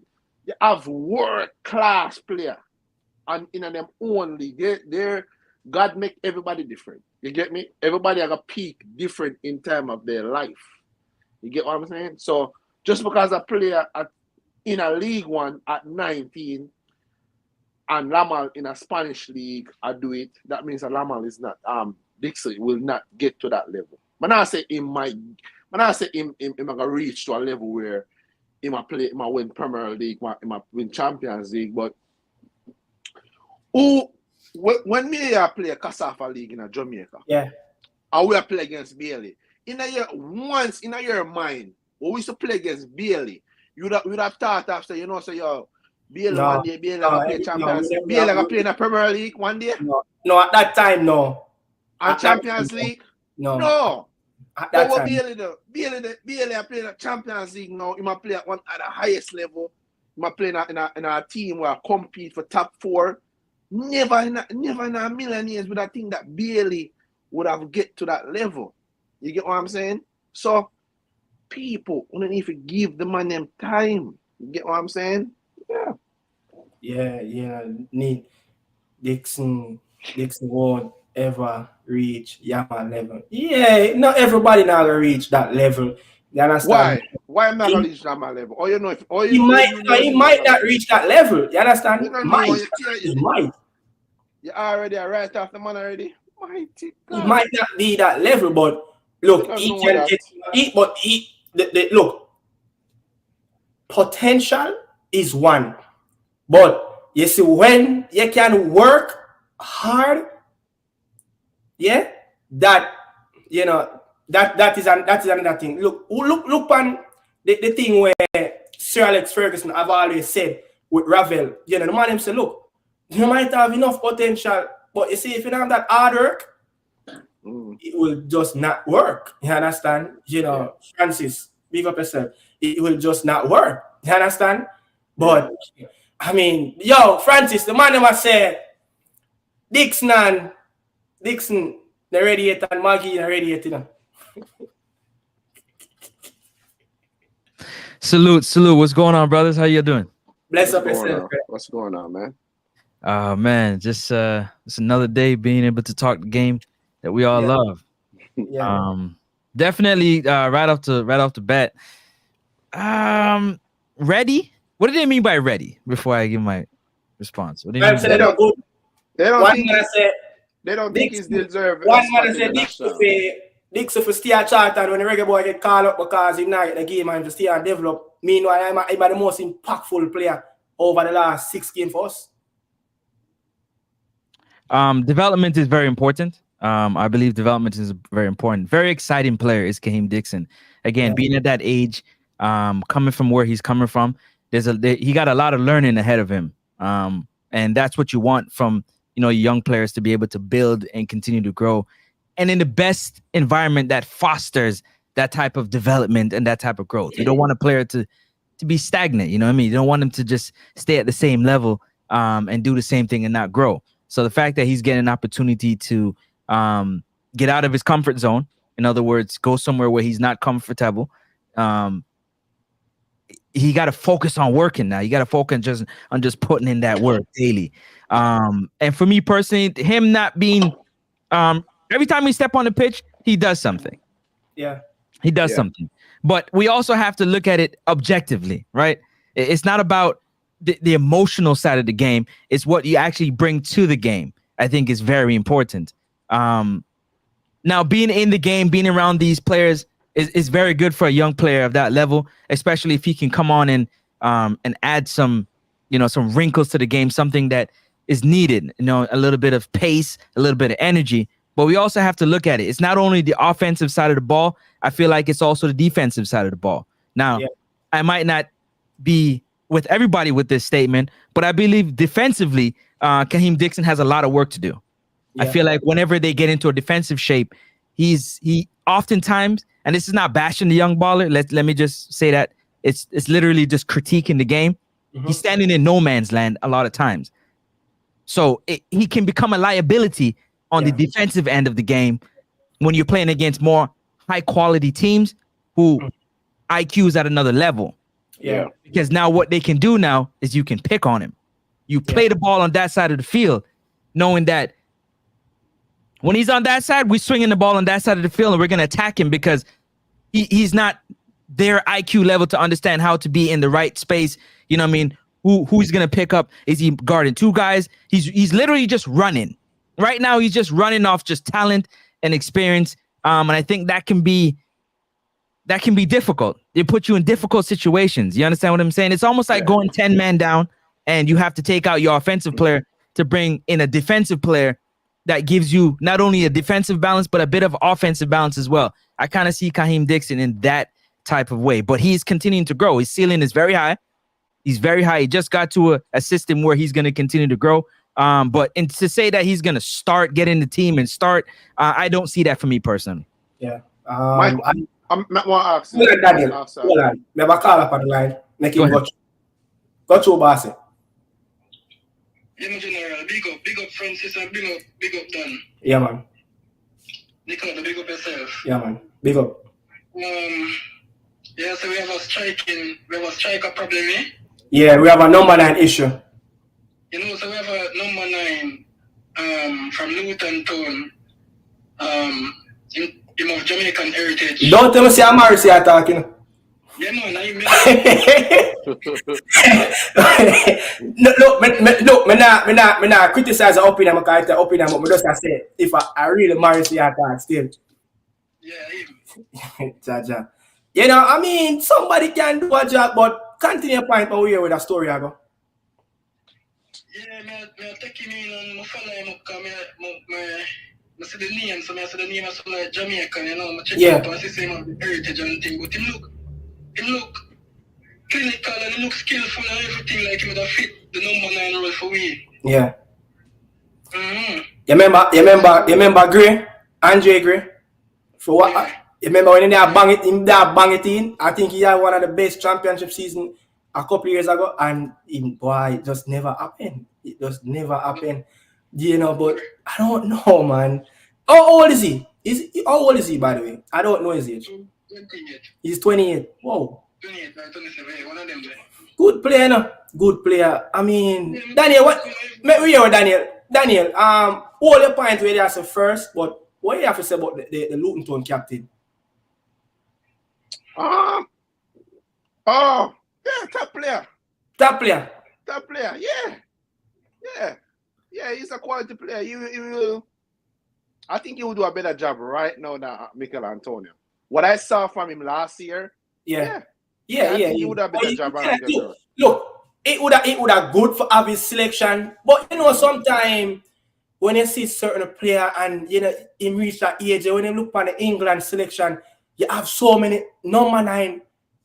You come and commit that future. You know, we don't really need sometimes for you go for them players sometimes. You understand? You must look at the situation like 27. You know, you have Watkins, you have Solanke who are breakthrough at this moment. You understand? You still have players that who look over the fence, who was in the squad, got left out, and you still have young players in the squad. Look at Dillap for Ipswich, looking in for the under 21, and like, I can probably get that chance in a few years from now. You know what I mean? I say, you know, but go to again, Carla, what you have to say? Yeah, I just really got me calling for really something. You have a next one where he can go and play over Green. You can get him passport to make him go and play over Green. And then I now say with Greenwood. Oh God. Boy, me see at the first in a long time ever. No, I don't say long time, but the first one I see the start, I say Marseille team kind of look dangerous down both wing, because Jonathan Rowe have always been that impact player that you know, and it's just going to be really fascinating to see how the game goes next week against Paris Saint-Germain. You understand? But what your name, Carla? Jordan, you can call me Neymar though. But yeah, hey, yo, the man said we can call him Neymar, but look who they put him. But look who they put him DM. Yo, you might say we can call him Neymar, but I'm messing up on him DM. Yo, Jordan, big up yourself. Big up yourself. You know, man, watch the channel? Yeah, you know, so I think right now I'm close, you know, I beat a train in the stadium already, you know. I did music play for Morning Cup finals and everything, 2012 and thing, you see me? So you know Coach Tin? Yeah, Mr. Chin from Marvel. You know, sir. Yeah. Look, me and Daniel. Yeah. Yeah, man, but Daniel play Morning Cup for Dunoon, and you know, me never get the opportunity to be migrate. You only play coach at Calabar. But I coaching responsible for development, man. And then, you know, me and Daniel went to Mar Valley went from Marvel to Boystone and played. I think one season who played Ryan in under 15 team. Yeah. Yo, hear me I say, just shoot me a DM, me and you will chat.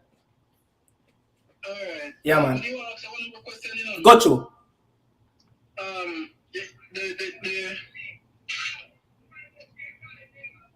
Fox, the basic green thing, what we say, come up a Fox? Nah, cause you know, look, you know, me da go do a video about it with the man inside, and when Thomas Tuchel just got appointed at Dortmund, he used to have this young Turkish player, you know, very indisciplined, but he was one of the best young player in the under 16 team at the time, and he had some issues just similar to what Greenwood had, you know, some stealing issues in Germany and, you know, beating up people, you know, bite teeth. And they were like, Tuchel, what we going to do with this player? And Tuchel said, look, I don't need no indisciplined player in my team. You get what I say?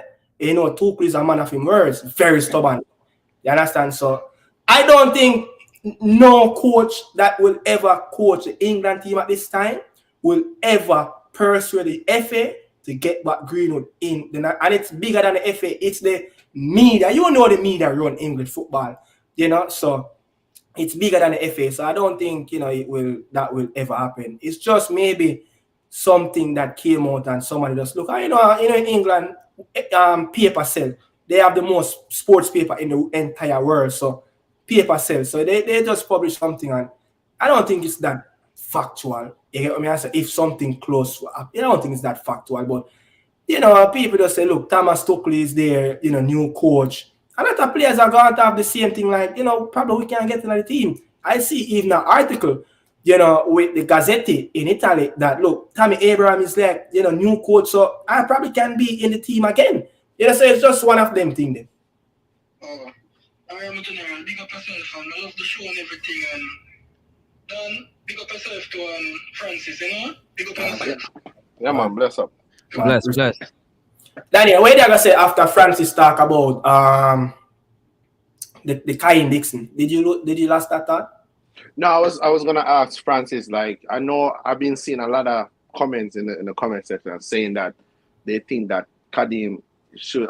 Dixon should stay at Charlton and focus on club football because that's where the most developed him can get and etc.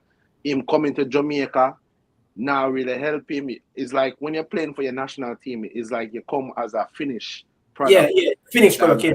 You get me? So Tommy, I say, what's your take onto that? Because I feel like even if me was in Dixon position as a youngster just coming through, him not really develop yet, him not really reach that yet, but you're still getting called up for come and possible playing and for your country.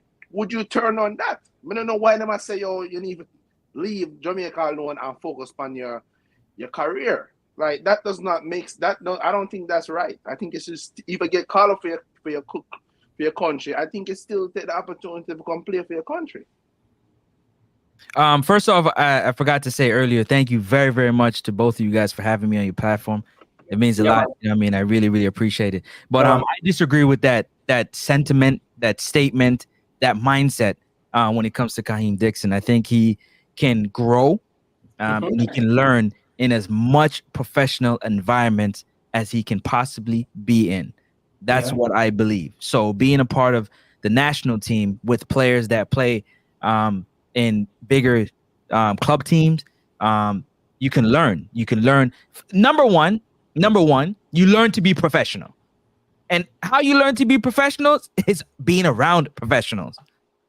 Yeah. In my personal opinion, that's how I see it.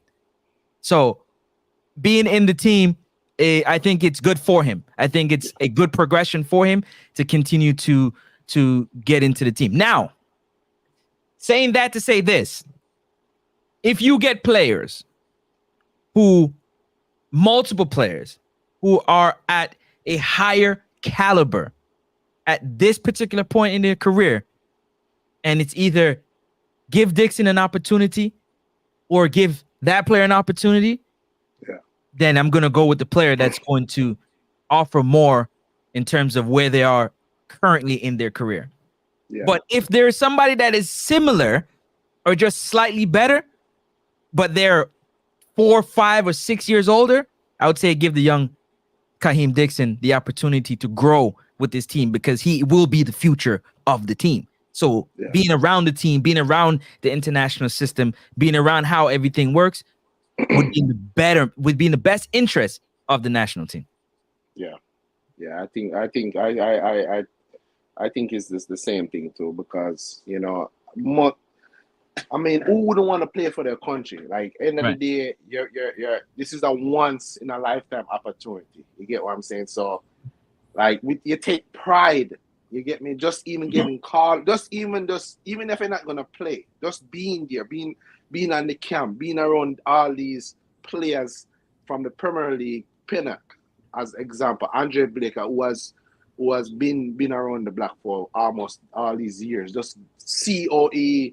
He angling himself in the dressing room, in the training. So I don't see what's wrong with him being with the squad. And as I said, I don't think he should be starting for the team, but I think he's a very good player to bring off the bench whenever we at any point of the game. At any point of the game. Yeah. Just responding to Chris Smith real quick. You have to think about things relatively, right? You can't compare the players that Canada, US that have on their team versus what Jamaica actually have in the cupboards. You have to do it relatively. So based on what the Reggae Boys have available to them, you can't say Dixon can't make that team. It's hard to convince somebody that Dixon shouldn't be on that team based on what we currently have in the cupboards. What do you guys say? I want to say something, on that thing. Something a little bit not similar to what you asked, but the comparison, with the development of Kaheem and LB31, Leon Bailey, it's different. I think Daniel, Leon Bailey left, I think, Jamaica around 15 years old, I think 14, somewhere right there. Yeah. Somewhere right there. He was the youngest. Him and Kyle was the youngest, with Kevin Atkinson and the rest, and Travis Michael. But Leon Bailey pathway from Jamaica, it was early out of the rut. So he had a better opportunity of someone see that talent. Kaheem Dixon, look at the trajectory from, remember, Francis, be fair and honest with this. You know anything about Kaheem Dixon before that Clarendon season? When they won that trophy, I think the Oliver Shield, the Dakar Cup. Did you know anything about Kaheem Dixon before that? And he played in the season before that. But did you hear anything about Kaheem Dixon? But you might get a little bit upset at me, so buckle up for a quick second. Me personally, no, for me personally, when it comes to Manning Cup and the Costa Cup, you did not hear anything about him. No, it's not even that. I don't think it. That to me, the fact that the country look at that as a barometer as to what the players are good or not, I think is really bad. I think it's really bad. But when he got to say it again. No, Daniel, the season that Dixon had when I was telling you about this youngster CC, did you hear me come to you and say, hey, last season, Dixon didn't do not much in that season before he burst on the scene. Look what happened from I think 2 seasons ago, the Manning Cup. Yeah, look at what happened when man whispered that play. Until now, a Charlton, the man that play now in a League One. How much Manning Cup you can say? Hey, no, what?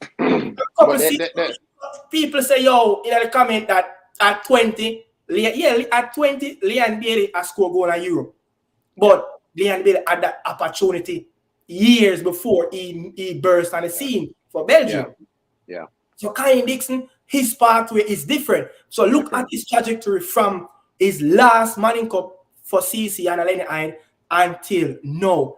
It's been a rapid growth and his talent is still raw. But he needs to be around, just as I said, just to learn and from the pros and how they carry themselves. Look at what they heat and international duty, because a lot of players and a lot of people out there that look at international football, they look at it as a vacation. but it's really not. But if you listen to the modest pro in world football, they look at international level is wartime to fight for their country. Yeah. Understand? So it's a next step of that development, and we know the national team is not there for that standard of development. But learning from international pros is a part of your development as well. I know you think the game. What are you gonna say, Daniel? Oh no, I was gonna say that almost the same thing that you just said. That people need to understand the journey of some players is different from Dixon. Every player have a different journey. Just because he's 20 now, that means that he should be performed to a level where certain player is. You get me? He didn't came to Europe until he was 20. You get me? So he was playing in the Jamaican Premier League at 19, 18 after he leave high school. So his journey is kind of different from every different player. You get what I'm saying? So you have to give him time to get up to speed. Jamie Vardy was playing in the League One. Look at Jamie Vardy. Jamie Vardy did. At 25, Jamie Vardy I played for Fleetwood Town, a part-time, and I work as a factory man. And he's a Premier League. I know he has more goal than a lot of players in the Premier League. Yeah. So we just have to be as fair as possible with the comparison. You can't just compare any player that you feel like is necessary to compare them to. I'm agreeing with you in terms of the journeys are different, right? The journeys are different for every player. But I think it's important that the levels that they need to be raised. They need to be raised on the island. The level needs to be raised.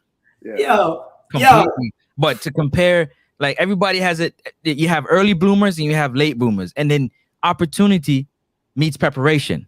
Yeah. Right. It's very important that you're prepared for when an opportunity comes your way. And for whatever reason, Kaheem Dixon is getting the opportunity now to show what his quality is. And the only thing I can say to you is that given time is really for club level, not so much for national level. Yeah. Do you guys agree or disagree? No, I'm agree with you. I'm agree. You can give time at the club level to develop, but it's hard to, when games really matter at the national level, to give a player time to develop. Live game time. On the training pitch with the team, you can develop and grow. But to just throw him in there and just give him time to develop in games that matter and mean something, it's kind of tough. Say man them shift the goalpost again. No, the man them say Charlton is at a big club. Bro, Charlton once had a player named Darren Bent. Darren Bent have scored more goals than Didier Drogba in the Premier League. Park and Chesley, Konsa, John Joe Shelby, Joe Gomez. This team is a very developmental team over the years of bringing two big players into the Premier League. Darren Bent is their highest transferred paid player out that they sold. I think they sold him to Ipswich at the time. You get what I said, for like £20 million. And Darren Bent goes on to have a stellar career. Didn't play in the World Cup for England, but he went on and scored more goals than one of the most prestige international player that ever touched on an England side, Didier Drogba. Daniel, did you expect, like I must say that Darren Bent has scored more Premier League goals than Didier Drogba? Lot of people don't know, but he was developed at Charlton Athletic.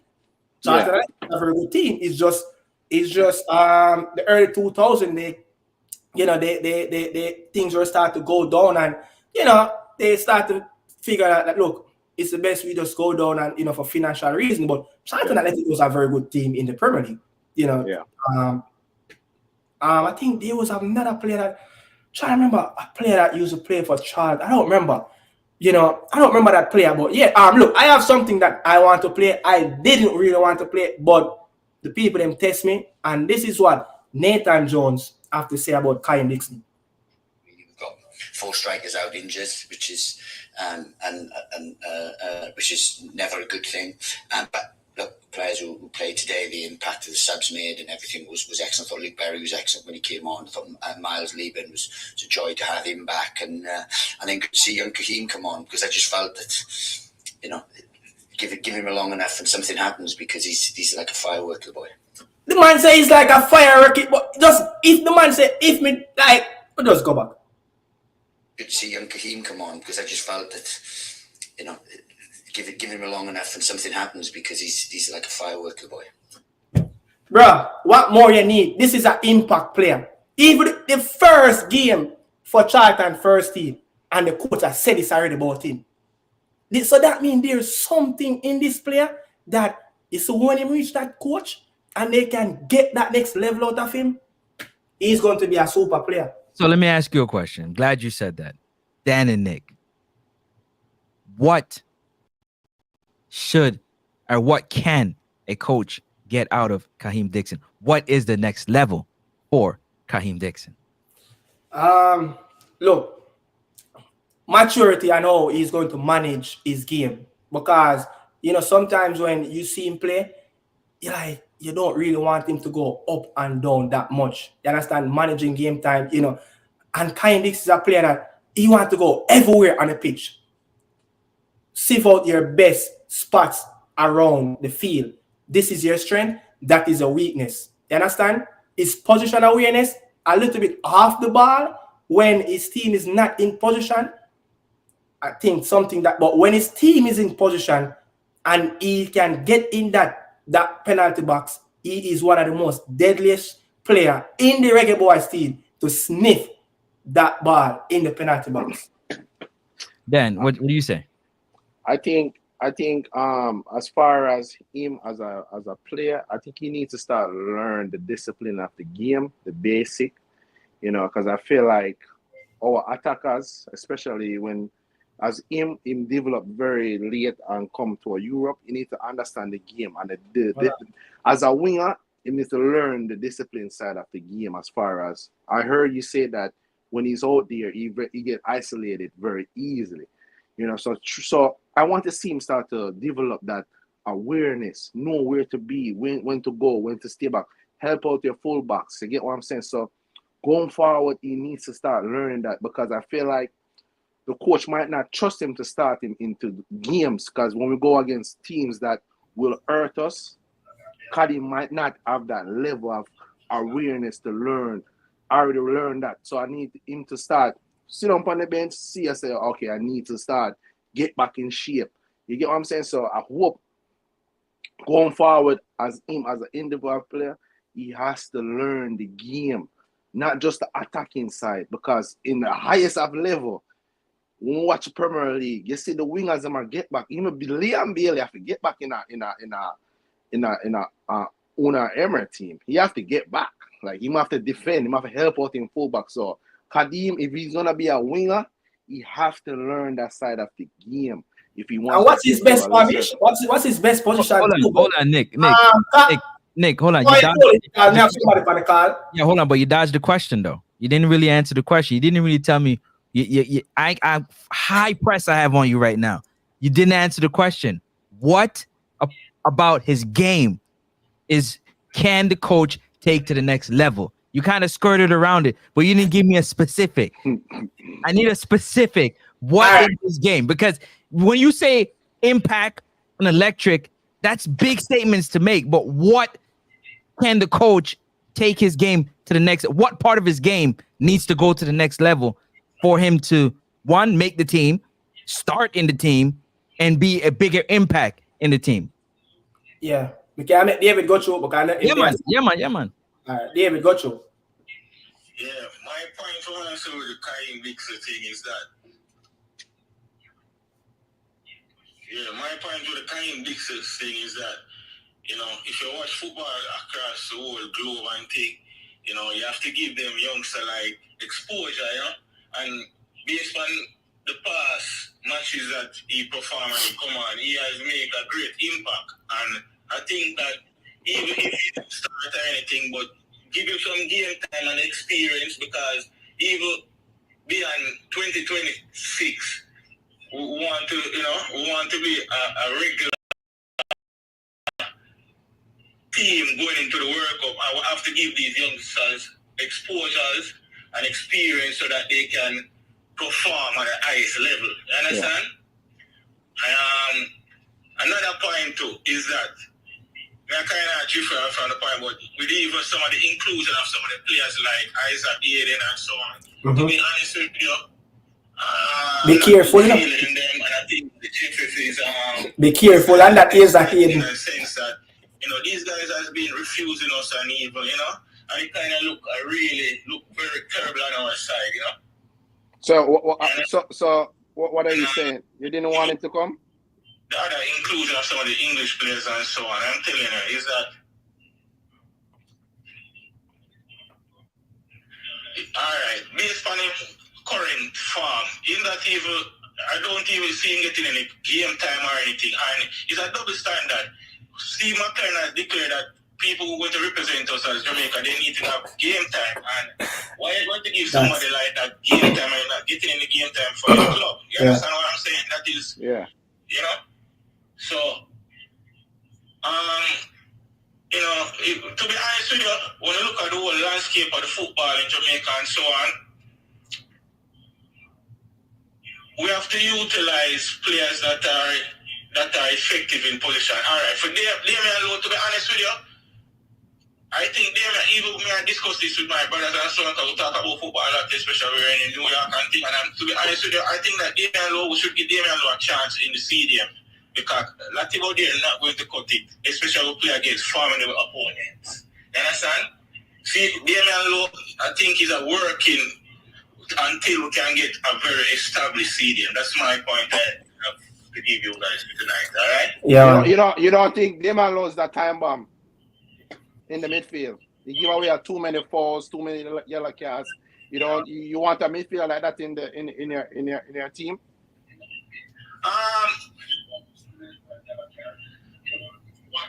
Yeah, listen to your background, Carl. Well, you have a point there, yes, in the sense that he can be erratic at times, but all right. At times. Look at the Canada game. We're talking about Rizzo. Look at the Canada game.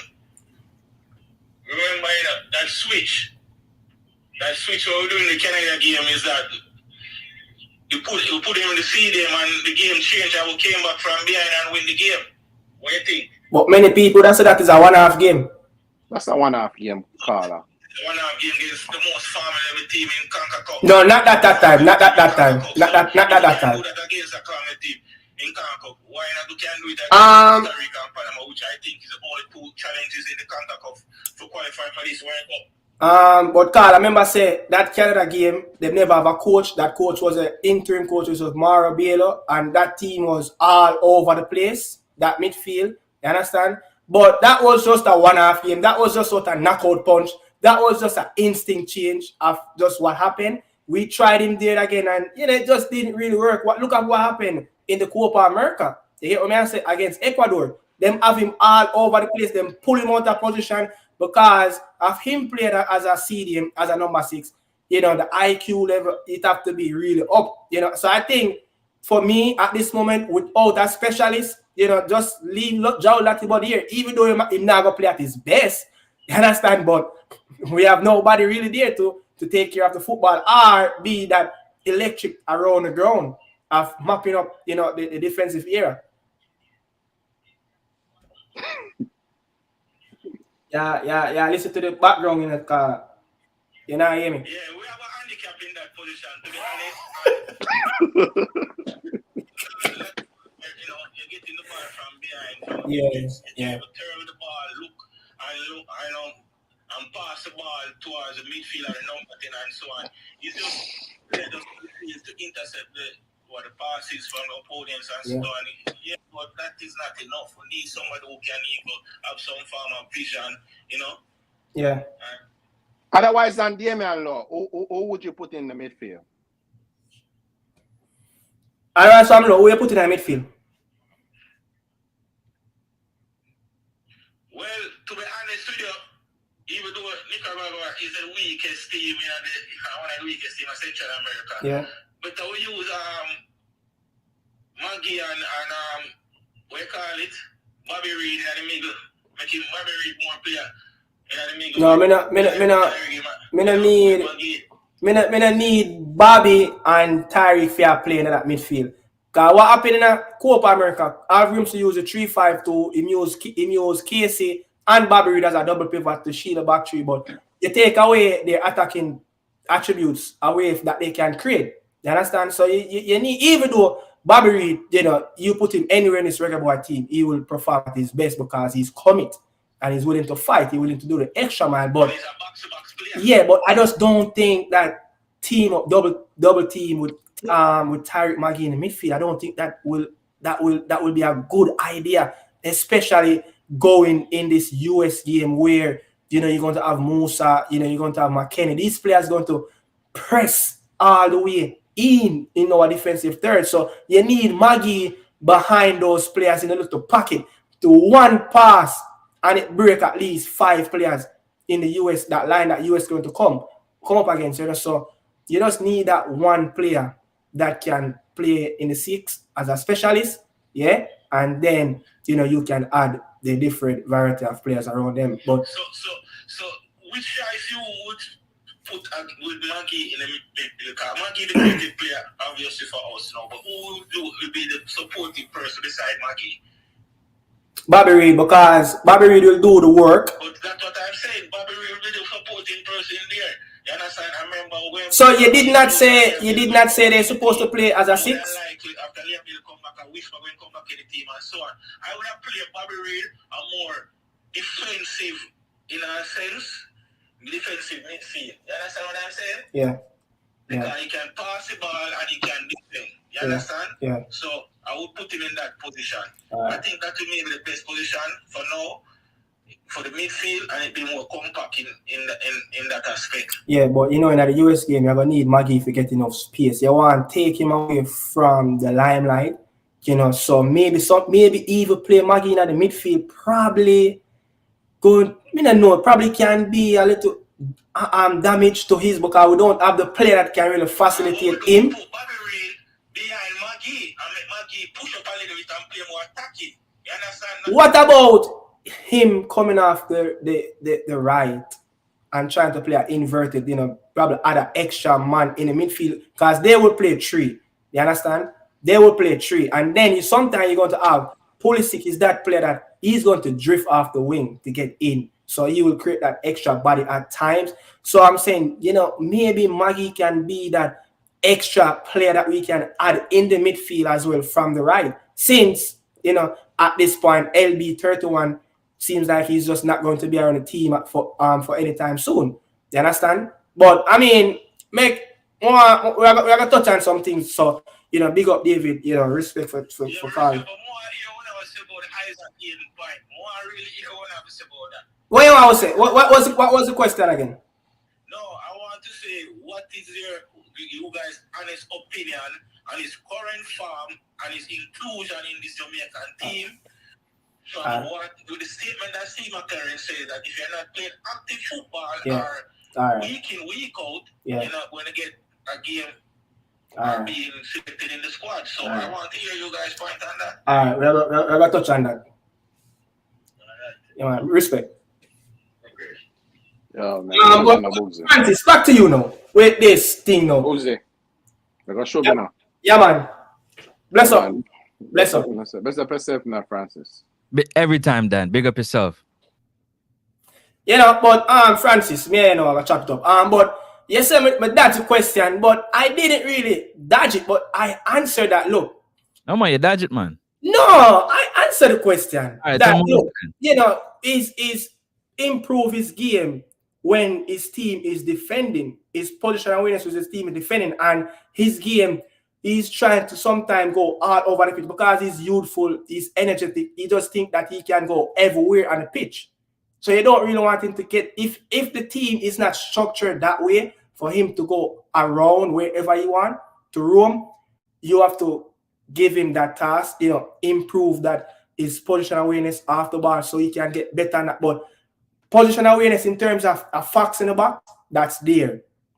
You understand? But you know, but refine out his talent is, you know, he's still a little bit rough is around the edge, and that's one of the things that, you know, he's kind of rough is around the edge of not getting into very good position when his team is without the ball. You understand? And trying to go all over the place, because so much energy. You don't really know even what to do with this energy at times. So you want to control that as well. So I think that's something, So would you say it's the IQ? So it's more of, so it's not so much the physical part of the game for you. It's more the IQ part of the game, the mental side of the game, like mental thinking the game. Yeah, what because you see, the more game Kaim Dixon play, he will get fitter.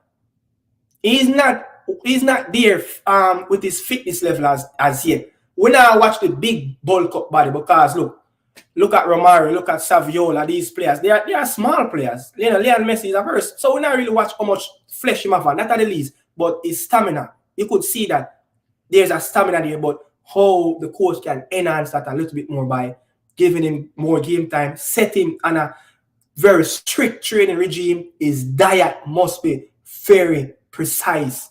You get what I say? So things like that, the coach can work on. For me, I'm looking at it more on a, on a skill wise. Now, for me, I've said it before. I don't know if anybody heard it, so I'm gonna say it on your platform for the first time. When I see Kaheem Dixon, it reminds me a lot of Jeremy Daku. The way he plays in terms of energetic. He's not at that level yet, but when he gets the ball, whenever Pep brings on or brings on Jeremy Daku, it's for a specific reason. It's to do what he does best, which is take the ball down the left side and absolutely 1v1 the life out of the right back that he's going against. I mean, just pace and skill. Now, for me, players have to work on their touch. Yeah. Their control. Yeah. Their second touch, their third touch, and their vision, awareness of what's going on around them. You don't want any balls to be like this. Yeah. You understand? Yeah. You don't want it to be just singular. You want to be able to look, scan, make a move. So I think those are the things that a coach would want to get Dixon better at. Get those things better, because you don't want to strip him too much of what he does. Yeah. But you want to enhance it by getting his touch to a world-class level, getting his two-touch to a world-class level, and also his vision to a world-class level, because then now that adds to his electrifying way of playing the game mixed with the mental. So that's why I asked the question, because for me, when I break down the game, that's the things that I look at, right? Because if your touch fails you, right, it limits your ability to do certain things on the field. Yeah. If your passing is not up to par, it also limits things that you're able to do on the pitch. If you got no vision, it limits your ability to do certain things on the field. And I think those are the things that always get overlooked when it comes to dissecting a player and what their abilities are and what their abilities are not. That doesn't give away from their raw talent. Your raw talent is your raw talent. That's given by God. But you can work on, you can sharpen those things that can take you to another level. So that's why I asked the question when you was talking about it. I was trying to get an understanding of what part of the aspects of the game do you feel, that not only the coach can take him, but he can take himself to the next level. You have to, take some responsibility as well. I said it, the diet, because if they said a strict diet for him, he must follow that. You understand? And he cannot wait until, he goes to Charlton Athletic to train. He has to do his regime on his own. You understand? You look at the best of the best. I was watching, I don't know if you saw the David Beckham and Rio Ferdinand chat they have, and Beckham was saying, look, training is like 9:30, 10 o'clock at Inter Miami, and Lionel Messi is there at 7 o'clock in the gym. You understand? Doing extras. You heard many stories of Cristiano Ronaldo. Whenever training is finished, it's like he have another 2 hours at the club, and another hour of breaking down of what he have put in at home. You understand? Recovery. So you have to do a lot off the pitch, because he found himself in a spot where playing the Costa Cup, playing against Glenmuir, playing against the Veer, these high school, and then all of a sudden you found yourself playing in League One. for a very historic club in England that have produced so many talented players from the lower tier below Premier League and sold them on to Premier League clubs. You understand? So he found himself in a very good situation where a lot of youngsters playing that Casa Cup at this moment, you know, would love to find himself. And one thing, you know, with Kaim, his work ethic is there. You cannot take that away. The work ethic is, and the willingness to learn is there. So it's just up to him now to do the rest of the work and carry on his professionalism. And I think, you know, look, he create more moments like this for Charlton. And I think this is the best time. You know, the coach have said it, four strikers are out. He got an opportunity. The coach was like, whoa. Like, he was like saying that if I knew, he'd have probably given him more opportunity on the pitch and probably would have created more, you know. So stuff like that, you know, he needs to work on. But I mean, I don't get your perspective on the Isaac Hayden thing. Before I go there, I'm gonna give my perspective. Ronnie M90. Yep, I definitely compared Dixon to Doku, and the reason why I did that based off their electrifying style of play. Purely, he's not on the level, and I've said it clearly. He's not on the level, and it's not even close to being on the level of Doku. But in terms of being electrifying and anticipate that another player that I can say, you know what, based off their electrifying style of play when they get on the field, that's me. You might not agree, but that's okay. And then again, you can always develop. Development never stops. I know our culture says when you finish a certain age, you stop developing. But the rest of the world, you continue to develop. Nothing stops you from developing. Nothing except you. Unless you don't want to develop, then you don't develop. So what stops Dixon at 20 from getting his touch better? You know what it does? Strategy.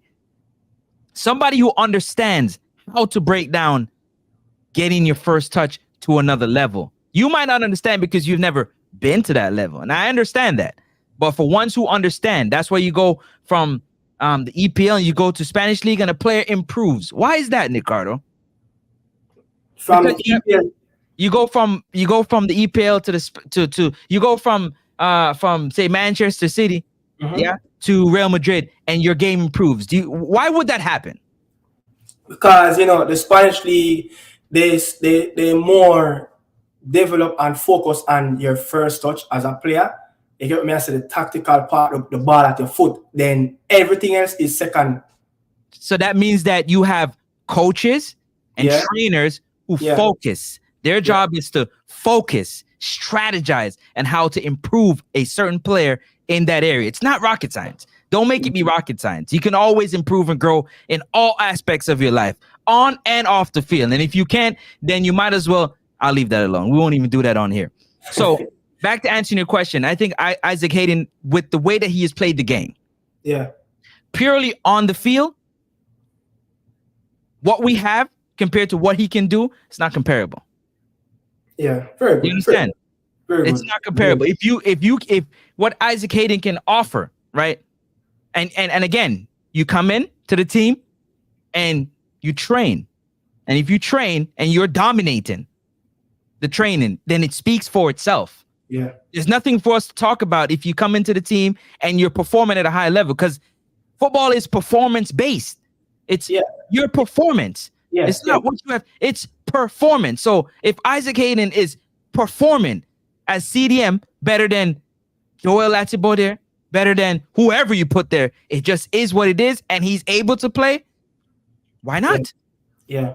The Isaac is the off the field stuff, but that's a whole nother story. Yeah, you know, you see the Isaac Hayden thing, you know, you have to remember, you know, it's a player that he was born and raised in the UK, you know, by you know, Jamaican parents, you know, heritage in his ancestors, Jamaican. But when he did that interview, you know, sometimes, you know, you have to put it to context. Emotional can get at the best of a player sometimes, you understand? And what he was looking at that time, he was looking like, look, probably I still can get into this England team. But, you know, I know a lot of Jamaicans going to say, look, what he have said that until him foot pop off and all them things, you know, people need second chance sometime in life. You understand? You know, but look at the player. He's not playing in the football at this moment. And I'm not going to say we should reject him. If he wants to look about his passport, go ahead, sir. You're more than welcome. Who to say he cannot get a Jamaican passport? Go and get a Jamaican passport. But where my concern is at the moment, the coach came in and said, Francis, in his Anfield, square pegs in square holes. He already broke that already. Do you understand? Him throw that in the garbage already. Him said people need to be playing game. Him throw that in the garbage already. So he's clearly not following what he said. So his standard that he said is clearly out of the door already. But with him getting to the national team, he should not get picked for the next window because he's not playing any football at this moment. Playing by yourself in the gym, workout in the gym, it's different than when you're on the pitch. You need that match sharpness. Look at me, as an old kid. At time, I'm a player. I can know when player is a little bit nervous. With him on the ball, he was a little bit nervous. You understand? He was a little bit nervous at times. And that comes down to lack of minutes. And he haven't played in a game as yet for West Brom. I'm sorry. But for Hayden, he just cannot be in the team right now until he need to get a club. Move away from the Magpies, you know, allegedly with his 50Ks a week.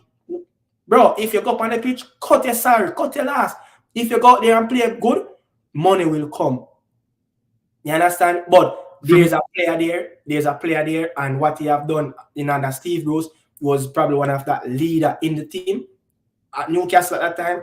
If he can reach probably 80% of that time in Newcastle, coming into the CONCACAF, then, you know, he can produce qualities on the pitch. All stars are not equal, and all footballers are not stars. And all stars are not electric, and all footballers are not electric. Let's just keep it straight and simple. I'm just gonna go down the line simple like that. That just should let you know, understand. For me, I like to separate on field and off field. Period. You have on field, which is your style of play, how you play the game, and you have off field, which is your character. Yeah, you can't separate a person from their character. Your character is your character. Yeah. And I'm very much into accountability. Yeah. Accountability. You see, while people are okay with selling their soul for money and for different things, it changes when you got to pay the piper. All of a sudden, now you're crying. It was good while you had it, but now you got to pay the piper. Now you got to step up and pay for the decisions that you have made, and it's not always good. So when it comes to Isaac Hayden, at the end of the day, when it comes to his on-field play, the dude can play the game. Yeah, he can play. There's a player still left in him. But for me personally, yeah, I'm going to hold you accountable to the things you say. Yeah, of course. I'm going to hold you accountable to the things you say. Because it's important that you hold everybody accountable to things they say or do off the field. Because that off the field actions, you know, it can affect you on the field. It definitely can. You can't separate the two. Yeah, I don't use emotions whenever I'm breaking down the game. I just keep it straight like it is. So whoever the coach picks is who he picks, and we can't change that. Yeah. Can we call him up on it? Yes. So why is it okay to call up the coach on the decisions he's making, but we can't call up these players on the decisions that they make outside the game? It's very important. You have to. It has to go like that. For me, but I'm speaking for me. I can't speak for everybody. Everybody gonna have their thoughts and how they see things. You understand? That's the reason why. Right now, Mason Greenwood, he's being held accountable to the things that he has done and said, whether right or wrong, true or right.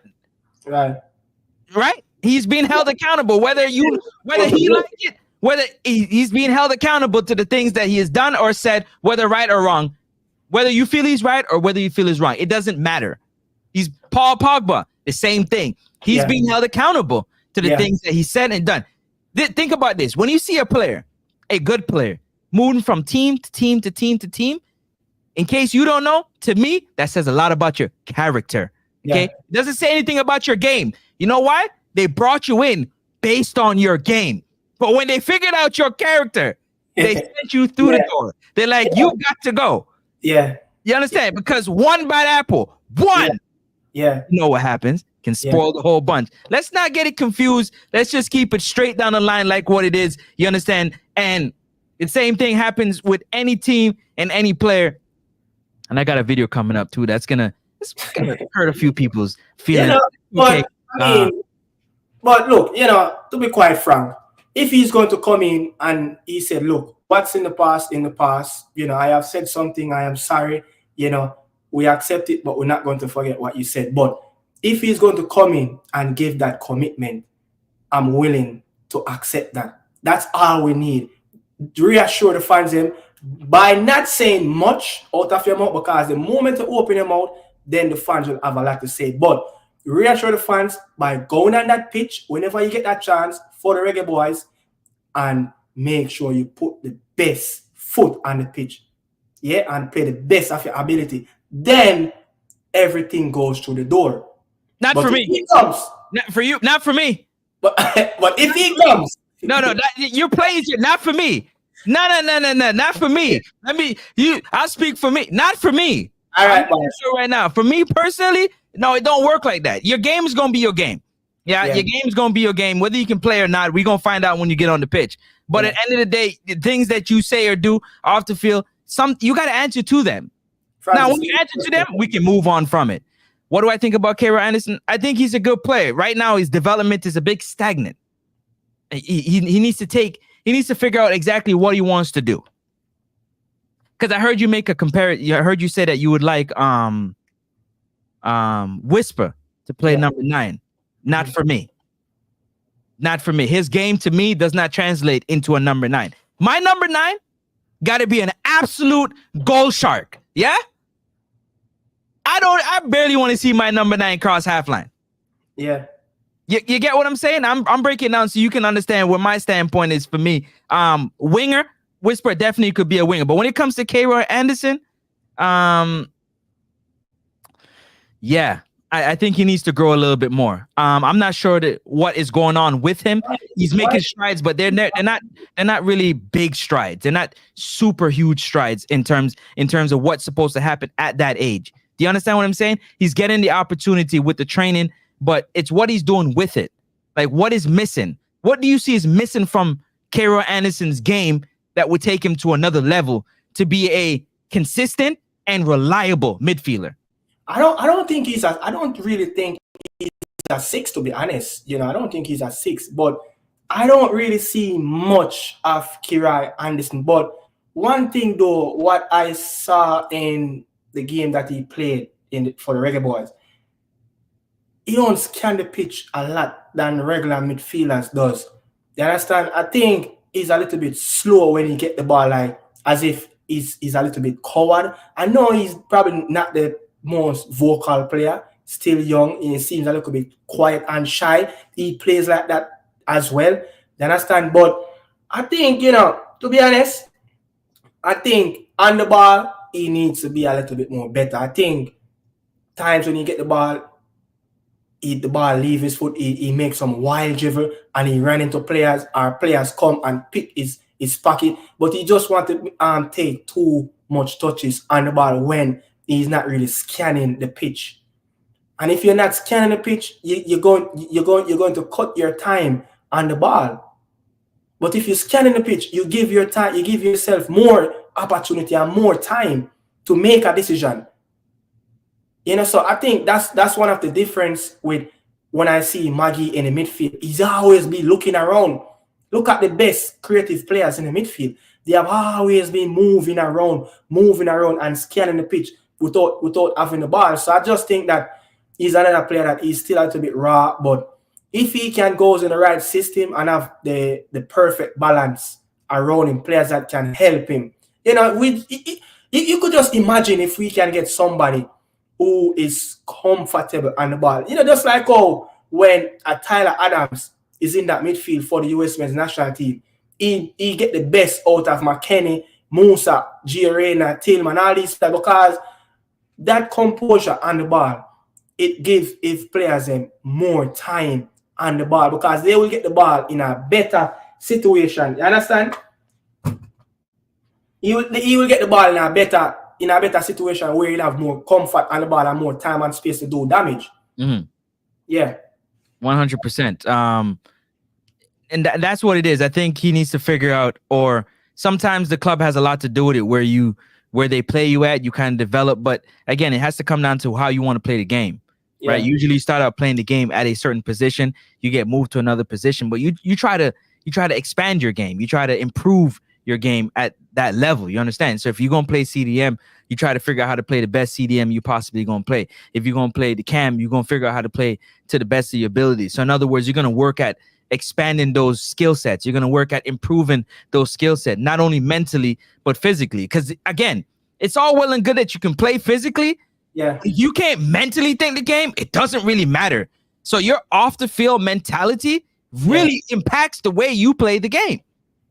To me, okay, it matters how you impact the game. So I understand the game isn't played in interviews, Avis Williams, and it. But at the end of the day, it matters. It really, really matters because you drive. There was a comment, I was trying to look for it, but I think it's Ronnie 90 said, look at where the US men's national team players played. Musa, he's played for AC Milan, but he's not really getting in the game for the rest of the years. McKennie, arguably one of the best midfielder last season for Juventus.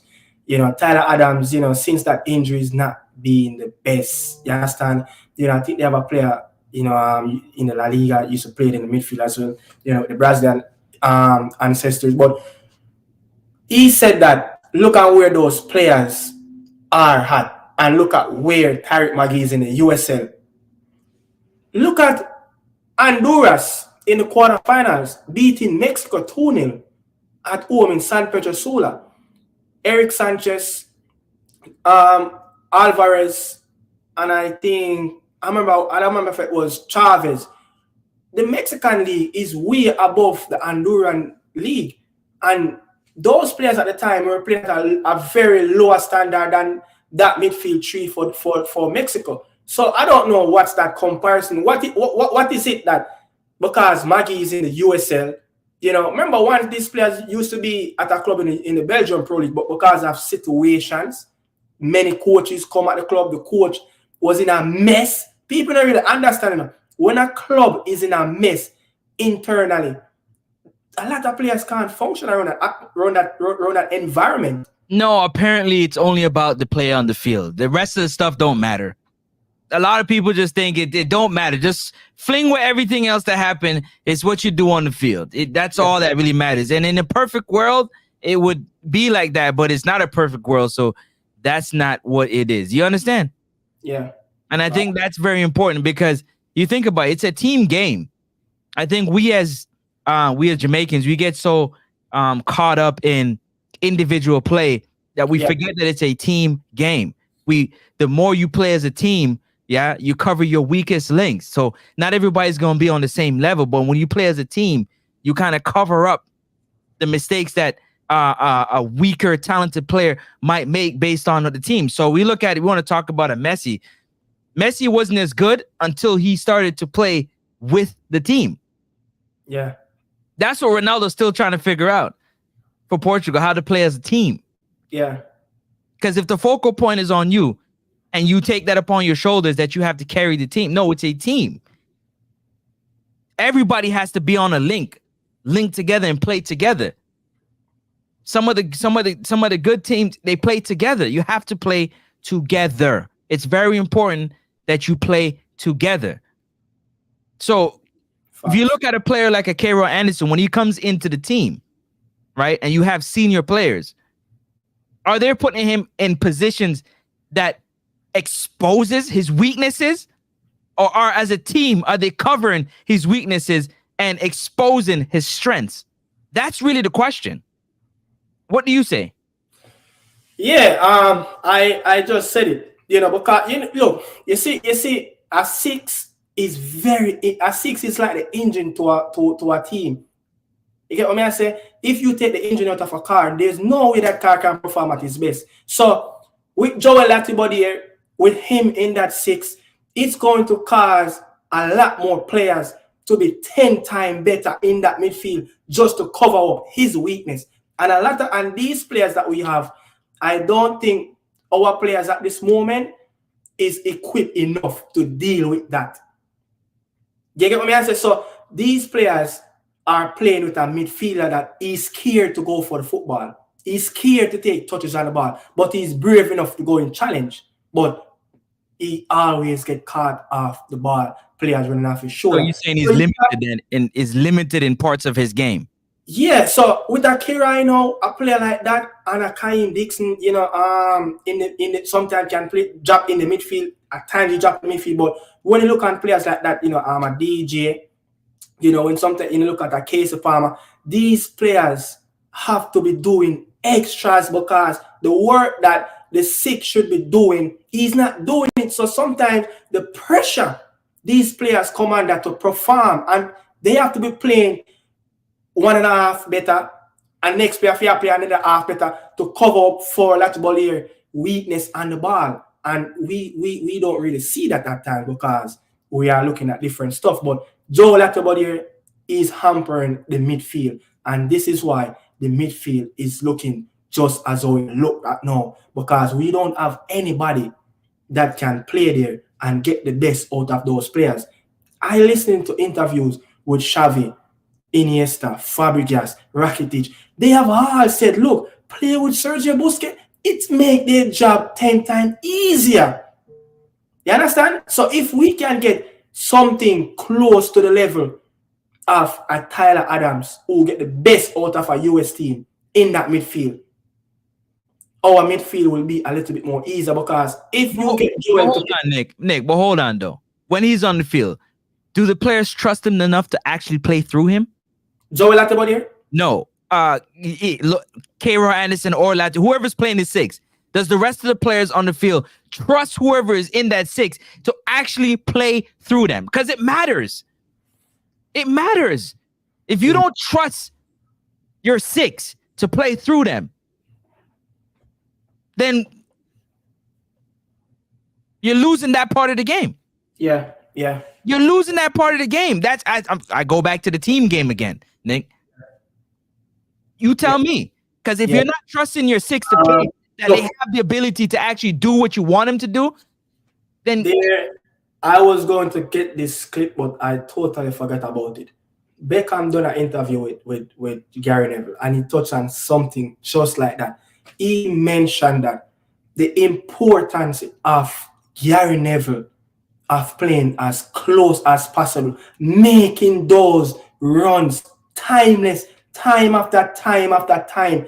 You get what I say? Put in that effort, even though he knew that Beckham not going to give him the ball, because Beckham said, once I control it, I'm going to get the ball in the box. So you see that partnership that they had, and that or they embrace that together, and Gary Neville willing to sacrifice. We are not seeing that in our team. We don't really see players sacrificing for their teammates so their teammates can do the best of their ability. Not just their teammate, but the luxury players. You get me? I said the Bentley players.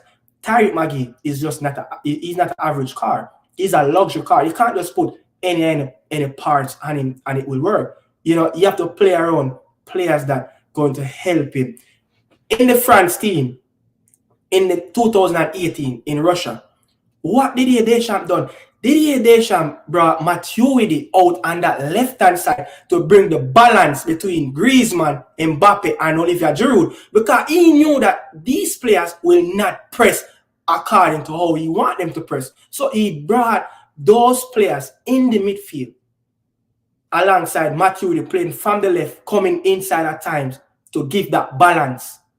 You get what I say? So we are not seeing enough of that in this Reggae Boy team. And Steve McCLAREN, he have a job on his hand to do, because, look, I can say it, the Reggae Boy team, sometimes the mentality is just as like United players. Anything happens sour, they throw you under the bus. It can get really sour, bad, with some of these players. You know it already, Francis. You know, you remember that World Cup qualifier game, Panama, when they sink us 3-0 in the national stadium. It got ugly when those players came in, you know, the roof and those players, it got ugly. So you know what can happen. They're not playing again. Did you actually trust and believe them? First, are they even watching film? Do players nowadays watch film? Do you spend time watching film? Because film will tell you everything you need to know. It'll tell you how you're playing, where you made mistakes. You highlight and break down film. The film. What do you think about this? I just think it's one of those, like you said, against Nicaragua.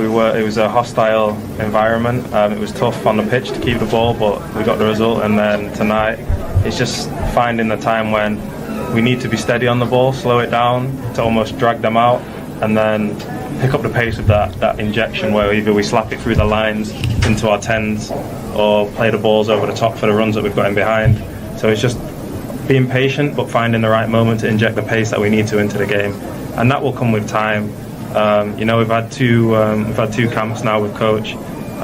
Where we've come from the first camp to now, I think you can see in the performances, we've got a lot more structure. We're finding our identity, and like the coach said, I think we're only going to improve and get better. So then next camp, we'll do our recap on these games. We'll learn from them. Then hopefully, like you said, we can get that where we're solid, but we keep the ball and we're threatening the back four and threatening their goal as well.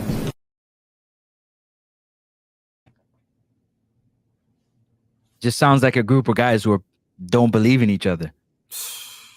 Just sounds like a group of players that have been playing together for a while, despite the change of coach. They've been playing together for a while.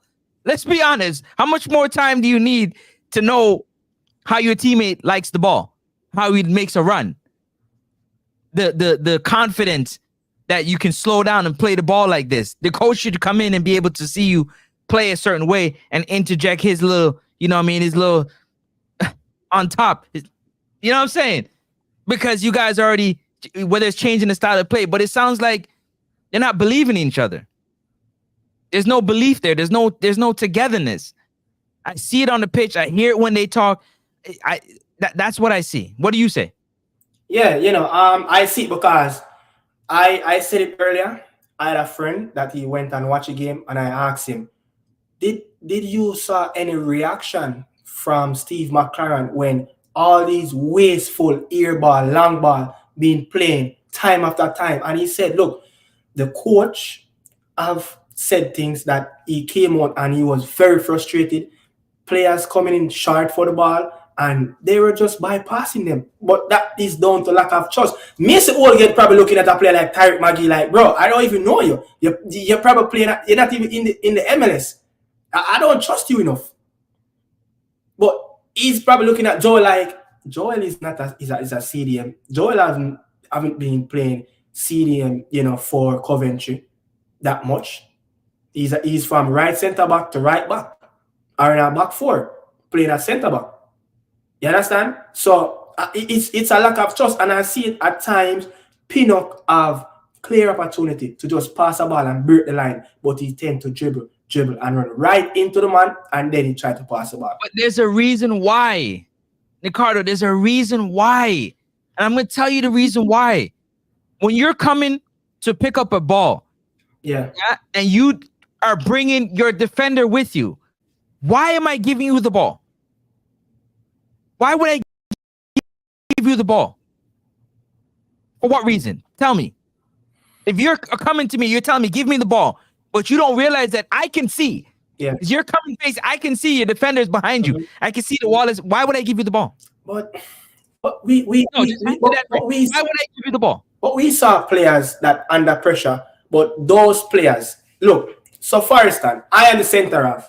You coming towards me for the ball. Use the 6. Mm-hmm. Francis wall pass one time. So you pulling that defender away. So when I get it back, that space for our number 10, you break the line real quick. That's what you hope. You use at least 2 players to bypass and get behind the press. So a Joel Atibodier and a Casey, you use them to pull the players away. So when you pull 2-3 players away from the opponent, you know that when you say, look, Lati, wall pass, Casey, wall pass, you see when that center half get out the ball, there will be a player in that midfield. And guess what? There must be a system to know that, look, once the ball come back to him, players must make in their grounds in the midfield. No. Can I tell you why? Because they're walking. No, they're walking. So when you want that 1-2, I'm gonna play that too. First of all, I've seen REGGAE play the ball to Casey Palmer. Yeah. I've seen him play to Latibo there with the defender on it. And what happens? Yeah. You said it. They get their pocket picked. Yeah. And they didn't. I probably they're not being a little vocal like, hey, all I need wall pass. That's all I need to show. But so when the passing lane come open and the 10 isn't moving, he's walking. He's not moving into position. What you're not giving see a passing lane. You're not making yourself. You're presenting yourself when you're being marked. What about when you're? What about moving into space? Francis, you know. You understand what I'm saying? It's simple. It should be. A player can be 3 yards away from the 6 and he still can get the ball, but need one touch.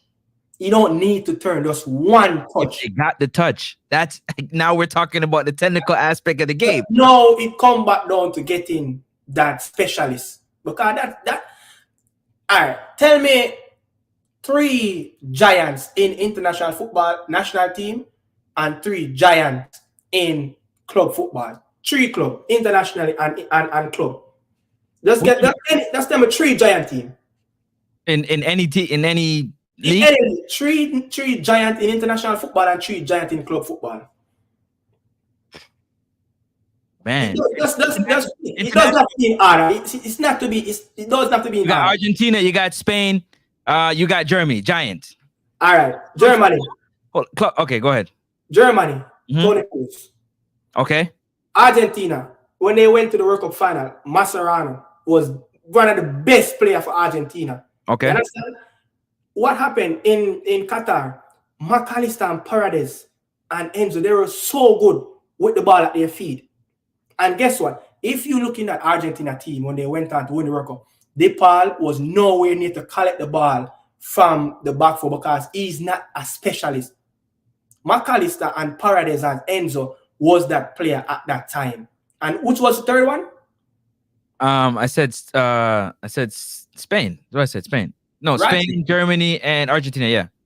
Rodri, and then look at the player from Real Sociedad, Zubimendi.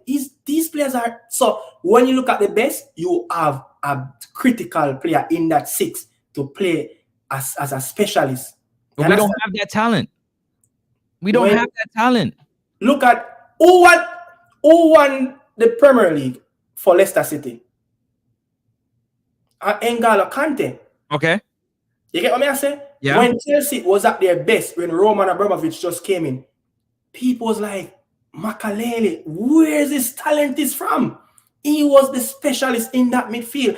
He get the best out of Lampard. So these players, Essien, Ballack, these players can make runs after runs because guess what? He gave them the reassurance and he gave them that trust. You understand? That there's a specialist here. Go do what you need to do. Right. A Man City team. But you gotta do what you got though. You gotta work with what you have. And you have to work with what you have, right? Okay. You can't fantasize about things that we don't. We gotta work with what we have and then try to work it to the best of our abilities with what we have. And if we don't have those quality players that we're used to seeing playing those positions. So let's talk about what we're working with now. What we're working with now. So we have Ravel, we have Jonathan Russell, we have Casey, we have Bobby, Kirai, we have you could throw. No, we don't have them. You could throw Adrian, you could throw Joshua Anglin, you could throw all these players in it. We have these players. You get what I say? So if we don't have that specialist 6 that we are saying that we don't have, what is that perfect system for our team? That's where the identity comes in. From Hargrimson to Steve McCLAREN, we still don't have an identity. We still don't have an identity. We don't know how we want to play based on what's in the cupboard. The recipes we have, we ain't cooking nothing good with it. Look at Canada. When Jesse March came in, you see exactly what he needs to do. And it was the exact same player that coach and the last two coaches, you know, John Erdman and Mauro Biello. Yeah, the plan. If you look at the Mexico game, Javier Higuera, the new coach of Mexico, and Rafael Marquez, you see that they're bringing back the old school with the new school pressing and aggressive on the ball with this Mexico team. This Mexico team was soft. Now, if you look, it seems like, I don't want to punch in the air too quick, but it seems like there's something is coming back under this new coaching regime, and they just started, just like Steve McCLAREN. We're not criticizing Steve McCLAREN, but there's a difference between him and Alf Grimson. Steve McCLAREN wants to play with a specialist in the midfield and wingers that are speed. We don't hear Alf Grimson said anything like this. Yeah, rock and roll football. Yeah. You understand? Rock and roll football. So just let us be patient. Trust the gaffer. He's 4 games in. Trust him. Next month will be the test. Yeah, what test are you looking for, if you don't mind? What test are you looking for next month? I'm looking for more maturity in our players. We need to show more character. We can't depend on coach to give instruction. The coach is not out there playing the football. The US, they're going to bring the game to us. Yeah, they're going to come on the car park in the national stadium, as they call it, and they're going to bring the game to us. They're going to press our midfield. Pochettino will be doing a lot of video analysis because remember, he's new into this era. You understand? He don't really know how much about our players in. So he's going to do a lot of video analysis, and he's going to get instruction from the video analyst that in the past knows about the Reggae Boys. They knew that our midfield already, that it's not up to standard. So they're going to make sure they compromise something from their game to take away something from our midfield by not giving us any time on the football. So our players, how are we going to attack that? We're going to show more maturity. We want to show character and how we're going to deal with business under pressure. You understand? So things like that individually, we have to sort it out on the field individually. That's where it's not to me, it's not an individual game. It's not an individual game. Because for me, what I'm looking at is how disciplined are the players to carry out the game plan. Yeah. Because if the coach puts out a game plan, can you execute the game plan? Because he's going to make a game plan based on the ability of the players. He's not going to put out a game plan as if Rodri's playing the 6. Yeah. As if Messi's playing on the wing. He's going to put out a game plan that's relative to the ability of the players. But can the players execute that game plan together as a unit? It's a unit, you know. And if everybody's going to go out there and try to individually affect the game, it's going to affect the team game. Yeah. So the back line, the middle of the field, and the front line, they have to be on a link. Yeah. They have to be on the same channel. They got to be on the same page. They got to be of one mind, of one thought, of one plan. Everybody's supposed to watch film. Everybody's supposed to watch film and try to take the advantages and the disadvantages. Try to improve your disadvantages and work on exploiting your advantages against your opponent. But it all comes down to who can execute the game plan the best. Yeah. We know Joel Atibure is no Rodri. Yeah. We know that. We can't expect that from him. Exactly. But whatever it is that the game plan, he must execute it to the best of his ability.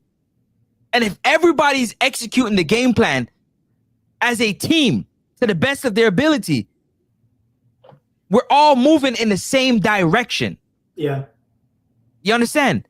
But if we're going out there individually, trying to individually execute the game. What about when we're trying to play the ball out, we let him drop in between both center half and allow probably a player like So I saw this from Thiago Motta when he was at Bologna. He don't really have that specialist that he had at the time at Bologna, last season.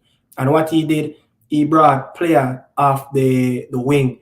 I think that was a Scottish player named Ferguson. And he let him drop in the 8, and then he used his natural 8 to play as a 6, and then hide his number 6 away from the midfield. So he's not the specialist to carry out the ball, because he's like a CDM center half. You understand? He's just playing there because they don't have the money to go out there and buy the player. So what he done, he used an attacking player to drop deep, to play in front, collect the ball in front, the back 4 or back 3, and use his specialist 8 to drop in the 6, and use the Scottish Ferguson to drop in the midfield. So you have 2 players there who is very comfortable with the ball, and I, the player that is not comfortable with the ball. So can we do something like that? Who will be that player, you think?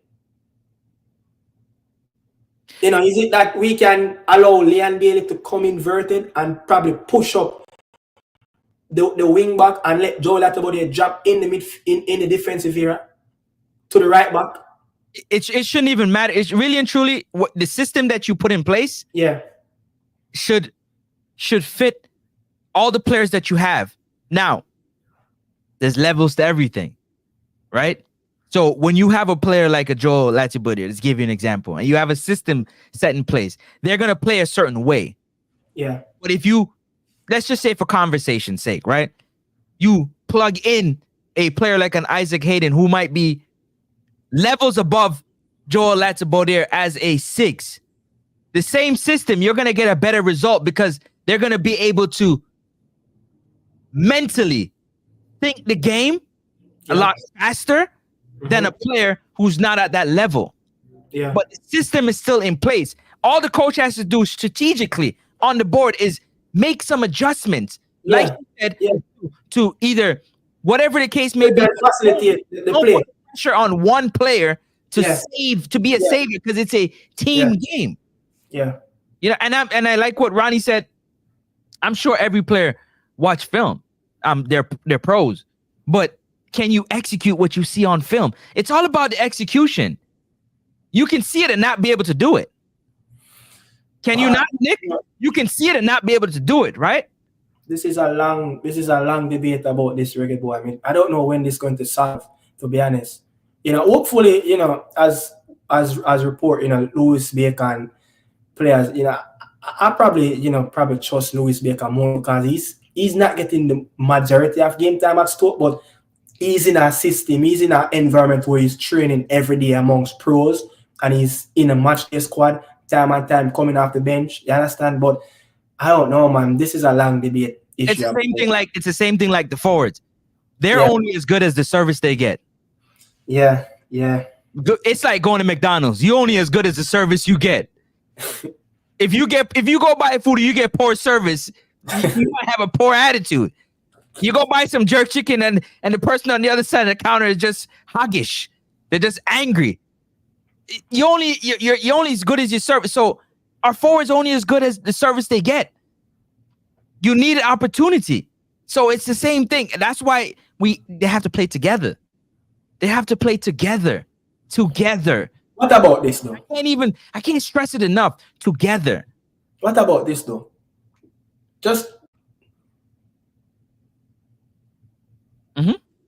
No, what about this? You think however, I think McGee is our best passer, all right, but now they also need to trust him more. You've been debating about that. we back to you got to use what them not really, some of the players them probably new and probably not come in and know him or whatever. It comes back down to trust. And the coach.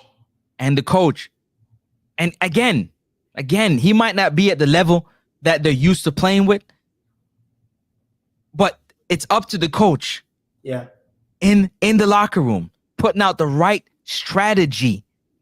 Yeah, that's gonna best suit your team. You can't put out a strategy as if you have a team full of all-stars. When you have a team full of C-level players, you have to play accordingly.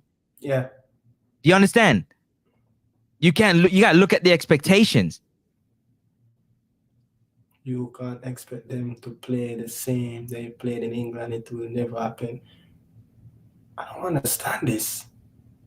I don't get it. What don't you get? They will never play the same. It will never happen. No, it won't. It won't. But I mean, yes. But at least up to a level where you're playing with other players who are good at what they do.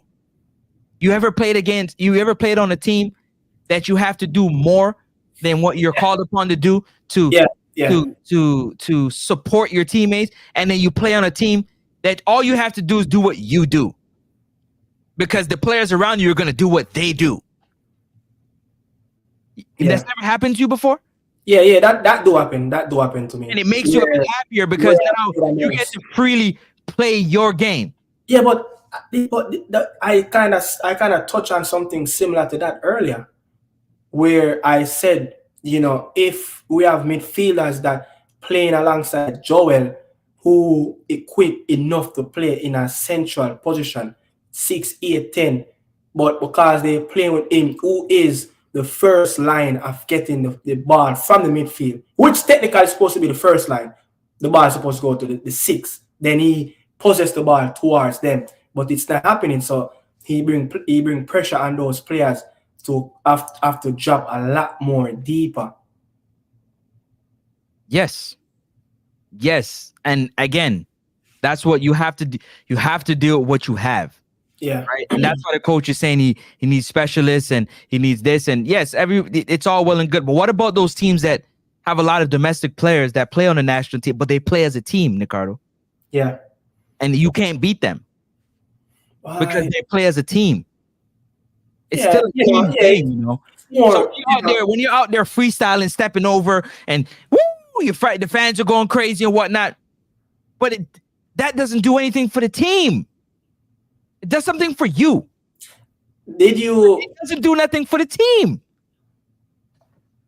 I try to remember what game it was, and I saw Leon Bailey was doing everything for Aston Villa, where he was tracking back effortless, just by helping out, or just by being in that position where he positioned himself where the team cannot break down his backline. You understand? And you don't really see stuff like that in the Reggae Boy team. Why? Because, you know, it's a different level. You know, it's coming from coaches that are more demand, and it's coming from Let me tell you something. I was just actually yesterday watching that Canada versus Jamaica game where they played in Canada. The one that they play, you rewatch it back? Many times. Okay. The goal that who scored that? Who scored the header? Somebody scored a header. I can't remember. It might have been Laren. Long story short, the ball came in. The ball that came from a corner or a cross? No, it came from a cross. I think it was a corner, then it got to a cross, something like that. But it coming from the right hand side? Right. From the right hand side. Now, Dexter, this is what I'm talking about. Dexter Lambakisa went like this. Looked over his shoulder. He seen Kyle lying behind him. Okay? Ethan Pinnock is standing in between two players. I think it was Buckingham scored that ball. Bobby Reed is doing what he's supposed to do as a midfielder. He dropped to the top of the 18.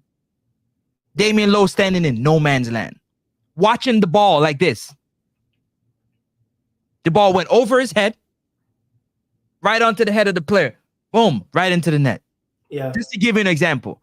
So when you're playing solid defensively, or you're doing what you're doing solid, either offensive or defensively, and it's a breakdown because a player is not doing what they're supposed to do, it's demoralizing. Yeah. It's demoralizing. If you're running back and they're getting beat, it's demoralizing. You remember that Mexico game? Uh-huh. I just saw Ronnie post this comment, and it bring me back memory. You remember when I think it was we were playing with Casey. We were playing with Casey and Bobby Reed as the two midfielder, because as our coach had said, Damian Lowe had some issues. He has to fly out of the camp over, And remember, Casey and Bobby Reed was playing in that midfield. And the football, it was a little bit better with the transition from the midfield because those two players were a little bit more comfortable on the ball than the regular suspects. You understand? And they brought a lot of running towards the midfield where the Mexican couldn't cope, and they were playing with 3 in the midfield. Right. You know, so I think the midfield in that Mexico game moments, there was a little balance where he said, wondering how long this chemistry between these two players can work for. And all of a sudden, the next game, he brought in Damian Lowe and everything just exploded. But it goes to show you like the way that the chemistry. They work together though. Both of them work together. Right. They work together. Right. It's important that you put players that fit. It's not about your name on the jersey or where you're playing at. It's about what fits best. It's complementary. You got to play complementary football. Are you complementing the players that are on the fit? Are they complementing each other? Do you understand? Because you just said that earlier. You said the same thing earlier. You're playing with a player. They might be good, but are they complementing the way you're playing the game? Yeah? Yeah. You have like Dexter Lambakisa, he has to be guarding majority of the time 2 defenders at one time. Even at Honduras game, because there's nobody coming back. Nobody was tracking back. They got to be, you know what I mean? Yeah. Those type of things, it can't happen because it brings down the morale of the team. Yeah, it brings a lot of pointing. Like, hey, what are you doing? You get what I'm saying? Yeah. So it goes back to me playing as a team. Playing as a team is very, very important. That you play for the next man beside you. You play for the next man in front of you. Yeah. You understand? Yeah. So Casey get on the ball and he turn over the ball. It happens. It's football. You turn over the ball. But you can't do it enough to where it's affecting the team. True. Yeah. You understand? You can't get on the ball and want to dance and turn and do all this. No, it's just move the ball. Yeah, move the ball. Yeah. The ball moves faster than the man. Move the ball. You don't see that fluid knocking the ball around, trusting. It's more of the trust. Nicard, I'm standing right in front of you. I'm passing you the ball, and it's 3 feet to the right. Or it's 3 feet to the left. Yeah. Nobody's talking. You know, I don't really see much talking. I don't really see much people talking in the midfield. You know, they said that PINNOCK was a little bit vocal on that pitch, but I don't see it. So what happens now is that we start to look at the ballers that are playing around the world like, oh my God, they would be so good in the system. And then they come and then they don't look good because we're not playing as a team. Yeah. So the coach, you know, some of the blame I forgot towards the coach as well, you know, but things are early, you know, we don't really want to bring too much negative around the coach. You don't want to give him the best time. Negative? Nah, man, you got to put fire. Yeah. You this is. I mean, we are criticizing, but you know, we don't really want to bring. It's called constructive criticism. There's a difference. Listen, you have to hold the coach accountable. You understand? You give him time, but you got to hold him accountable too. Yeah. Because we're wanting to see what are the strategy. We want to see improvement. There got to be improvements. Yeah, guys. There got to be improvements. Every time when we need to take this national team to the next level, there's always chaos or something happen. The Copa America, we were looking at it like, look, the game that happened against US, we played really well, but it's just unfortunately that disappointed don't go score by Corberg. We beat Panama and we say, okay, Nations League, we got the bronze medal. You understand? We're going into the Copa America and all of that. But after, leading up to the Copa America squad announcement with the Bailey and the Whisper, everything just bring everything down. The dominoes and the chips start to falling down. So every time when we're supposed to reach the next level, potentially, there's always dominoes falling down. So no. It's because we put too much pressure on individuals instead of the team. So yeah, you're right. You're right about that. So no, we're unbeaten. You know, look, we haven't scored a goal at home yet in the Nations League. We're playing arguably, you know, one of the most top farm team around. You understand? Very good, world class manager, Pochettino. You know, but can we go to the next step? No, because no, we can't. Because these players have been together for so long now that we cannot see that collective football together. How you think you would feel if you're in the team and everybody's Rafael, Leon Bailey, Rafael, Leon Bailey, bring this player, bring that player, Mason Greenwood, Lewis Baker, blah blah blah, blah blah blah. Like, how does that work? How does it work? It doesn't, because when they come in now and they're like, yes, I'm the savior. Yeah, I'm here to do this. And then they start just back to the individual ball. well, Rafa just hope the best, yeah, man. But me don't know. So Steve McCLAREN is scratching his head because he's like, man, we had a good training. We put the game plan in, and he went out there and he's wondering. You know, so reality started kicking now with him. Like, what happened? Reality are kicking now. Like, we put in the system and everything's, and he's sitting on the sideline like, what is going on? We had a fantastic training yesterday, but what happened between yesterday and today? Is it that we have too much training ball that compete in the training day in, day out and international level that is like, whoa, these players are talent.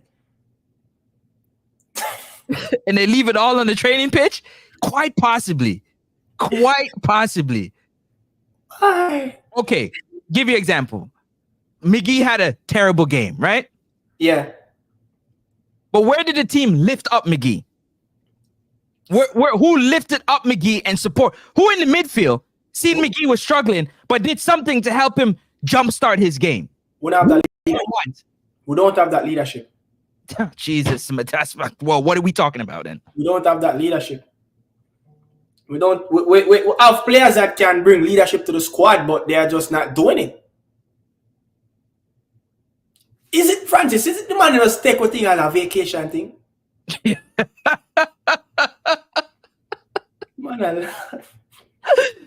Yo, honestly, I'm not gonna tell you no lie. I'm not even gonna treat them like that, like they take it as a vacation thing. Because no, I just think that for whatever reason, whenever they come, they're great teammates off the field, but on the field, it's just the bond together. Off the field coming together. There, the bond off the field is there. Friendship, you know, players want to come and camp. Players want to meet and greet again with different teammates, but where is that brotherhood on the pitch? On the pitch. Where is that brotherhood? Let me ask you a question. How much dummy passes do you see? How much step over so your teammate can get it on the other side have you seen?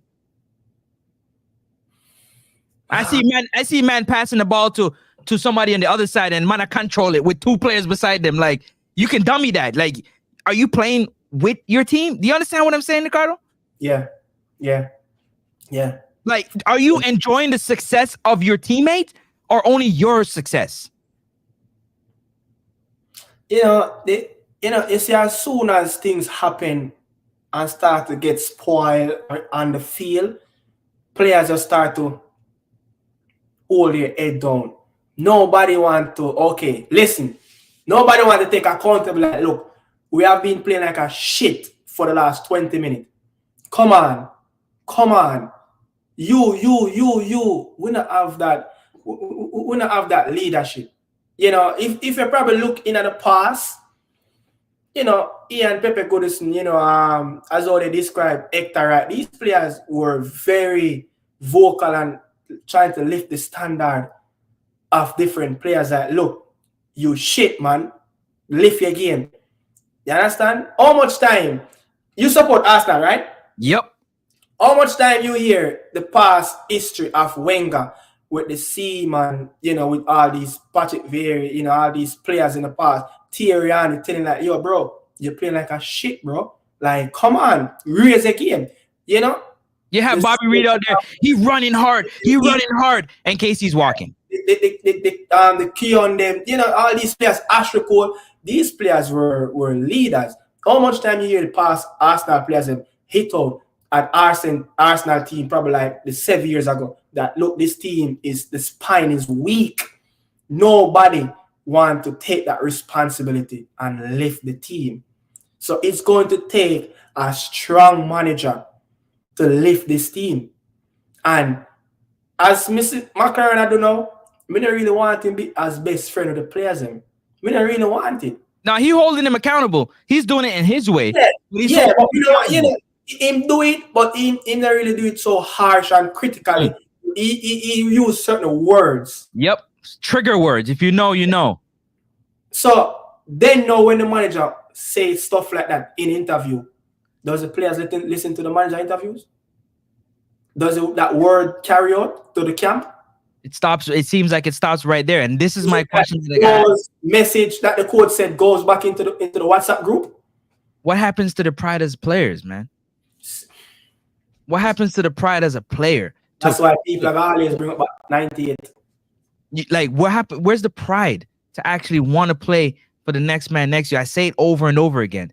You have Bobby Reed running, and you have 2-3 midfield walking. That's true. So like you're not like, yeah, that's true. You're supposed to be like, oh, he's working hard. That I got to work hard too. You watch all the games in Copa America. Yeah. What you saw from that Venezuela team? You saw a bunch of soldiers that fighting for their country. As a unit. As a unit. And they're not even that talented, to be very honest with you. Even that talented. But they scrappy. They fight.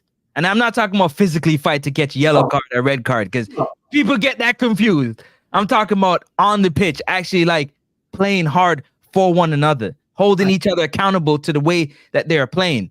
Everybody has off games, but effort.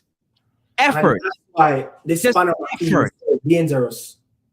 But Panama team individually, they don't play for the best of the best clubs in the world or in Europe. But guess what? When they come on international duty, they know it's only one task, and it's to play together. That's how you conquer the CONCACAF as a small unit. You understand? Nicaragua, they're not talented as us, but guess what? They play compact football together. RN, don't bother with that. No bother with that. Let that go. Fling with that, because you're dividing. Have nothing to do with that. Has nothing to do with that. Nothing to do with that. Nothing.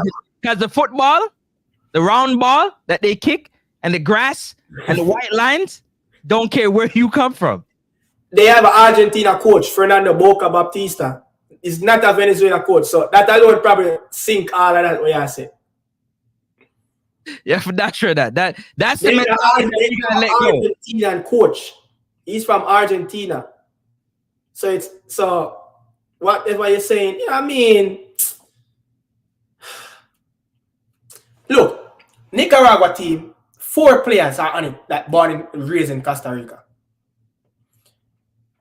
Costa Rica team have 6 players. This is what I start to have some connection with some Latinos that cover, CONCACAF region with TV, sports media and all that. Yeah. And they're telling me stuff. You get what I say? And when they told me, I go and look it up.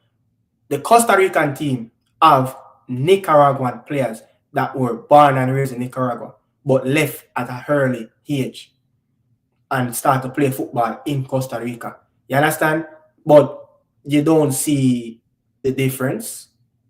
You get what I say? You don't see the difference. Look at prime example, France. A lot of these players not French. Their parents just come there and just, you get what I say? But the football is football. But the football is football. You know which team really surprises me? Really? Suriname. You know why? Because as a prime example. They play as a team. Prime example. That's a team that is why say Canada ain't a problem though. Who you tell? Say Canada ain't a problem, If Just Canada like sit the man them kick off them face, yo. Canada I got in a problem. You see down there, so the hostile environment, the pitches is small, artificial turf. You get what I say? And their players are not all born in Suriname. Their players are not all born. So you know. Yeah. What about Haiti as well? Yeah. Yeah. You get what I say? Yeah, the Asian team. But that's a prime example, you know. The Suriname team, you know, the Surinamese team is a very, very good team, and they're not born in. What'd you just say? Team. They're a good team. Team. Major point. Major point. Team. Nobody out there doing flicks and step over and trying to bust solid and do it. No, they're playing, they're knocking the ball, and the goal is to score and win games. Score and win games. What do you think about that? You tell me. You break that down. Scoring? No, that comment on the screen right there. Yeah, that's what I'm reading right now. You know, it says, you know, homegrown players can all have passion and familiarity with the homegrown field, but without the all national. No, look, to be quite frank, I don't think if you take away the heritage players, it's going to take a longer process for us, because our system that we had back home, which is a JPL, it is nowhere near the level where it's supposed to be at. You know, you look at the club teams playing in the regional tournaments, they're getting beat up. They get what I say? They're getting beat up. Last year, Cavalier got beaten by Robin Hood in Jamaica. You get what I say? To qualify for the CONCACAF Champions League quarterfinal. So the Asian team, you know, you see the teams in Dominican Republic, the teams in Costa Rica, those leagues are bypassing the JPL sooner or later. But I think the Dominican Republic Premier League is right up there, because they have done really good in past. Pantohoa and Cibao, these club teams are very, very good club team. You know, so we can't do it. We have to do it with heritage players. We have to do it with heritage players. Dean Burton, prime example. Him sure with that. So look, the man that must struggle. Dean Burton come in. Whap, whap. You get what I say? I think him score upon the US and El Salvador. I don't remember, but 2 goals quick, back to back. And guess what? It raises the camaraderie with the local fans. Like, yes, we sense that we can qualify for the World Cup. And from there, everybody start to believe from when those players start to step in. But I mean, I don't see why it matters so much. I don't see why it matters so much. I don't know. I love the JPL. You know, I love local players, but why does it matter so much if you don't have the talent? Okay, if we're out of men and we're one people, what does it matter? It's the ball that we football. That's what it is. So all of a sudden now, because you come from a certain place that you can't. Why is this? Huh? Is that you reading something from the comment? No. Oh, I thought you were reading something from the comment. But question: those JPL players? Yeah, I think, you know, players getting salary in JPL. You know, when a few clubs in the JPL right now, players don't have to be working. You understand? Players are living comfortable. When you look at 10 years ago, are they improving though? Yeah, it's improving. Look, to be quite frank, the league is getting better. You get what I say? After the COVID, the standard of the JPL is the bar are raised every season. The bar are raised. You get what I say? So it's getting there, but it's not quite there as yet where it can challenge probably the biggest club in Central America, Saprissa. I'm talking about Saprissa. We have a Reggae Boy International that he's a number 9. You know, he's former my classmate at Calabar, Javan East, scored 20+ goals, I think, last season in Costa Rica. How is he cannot get a chance? He's playing for the best Central American club team, Saprissa. I don't know. But then again, you see some of those players, when they come and they get the opportunity, Francis, it was a broken system. So one player come in the perform, play and get 10, 30 minutes, and he not do nothing. We put him under the bus and say no, good. But when I look at it, like when we get players, especially some local players that playing out there in different parts of the world, especially Javanese in Central America, we're not looking at the fact that these players, when they get called up, they are playing without a system. So they look broken like the national team. You know why I don't even listen? To be honest with you, I don't listen. Because the biggest league in the country, is Manning Cup and DaCosta Cup. That league is trash. Basura. Garbage. Fling that way. And that is the barometer at which we measure to players that are playing in better leagues. Like, do you understand? And this is not disrespect. It's the reality. It's the reality. Do you understand what I'm saying? I don't want nobody to know. It's just, it is what it is. You can't tell me that the Costa Cup and Manning Cup isn't bigger than JPL. I'd laugh because we all know it is. Talk to me, Ricardo. Come on, Ricardo. Talk to me. Traveling wise, I think if you take out, the Alec Yard now, the Mount Pleasant, I think it's more supported. But JPL is still the biggest. Why though? Why? No, not because. Why? Because you see, high school thing in football is a different thing where you're going to have the people that are going to support, especially that local player that they say he's the best in the world, he's the best in the country. You get what I say? I remember when I was going to Calabar and I was playing Coles and Siobhan Marsh, which they call Messi, and you have Kyle Scott, but especially known as Siobhan Marsh. When he's playing Manning Cup for Calabar, the whole of Redding's Road I come for watch him specific. You get what I say? The whole of Redding's Road I come for watch him specific. So you have them type of players anyway, then bring crowd to the game. And then you're gonna look at a player who's playing at a higher level and say him no good. I can't take it seriously. But Coach McCLAREN dissed in the worst way. He dissed in the worst way. And I know it went over a lot of people's head. The man said angling them calling Rooney. He looked at him and said, you are nowhere near Rooney. You play nowhere near Rooney. And everybody's calling him Rooney. Come on, Lick. Come on, Lick. But I mean, he said, look, he have surprised him. He did really well in training. It seems like there's a play on him. I don't know if it's just media talk and all of that, but hopefully, what do you mean media talk? Hopefully, no, he said he liked the player, didn't like what he saw. Yeah. Based on what he played, but the fact that he said Rooney because he plays like he said he plays. I said no, like no, you are not Rooney.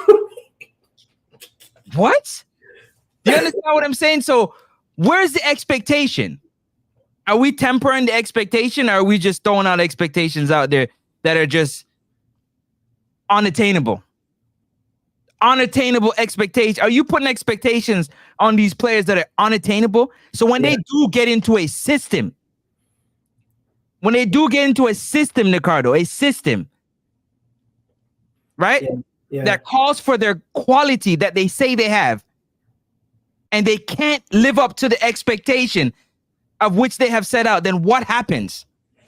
It's rough. How much footballers do you know they're dominating Manning Cup and they go to play in a second tier team and can't even crack the starting lineup? Because he's not properly developed, right? Exactly. So he's not properly developed with his strength. He's not properly fit. But this though, what Reggae Boy Central is saying, we need good coaches in the JPL, but I would take good coaches first from the lower ages, the under 10, because the future. Because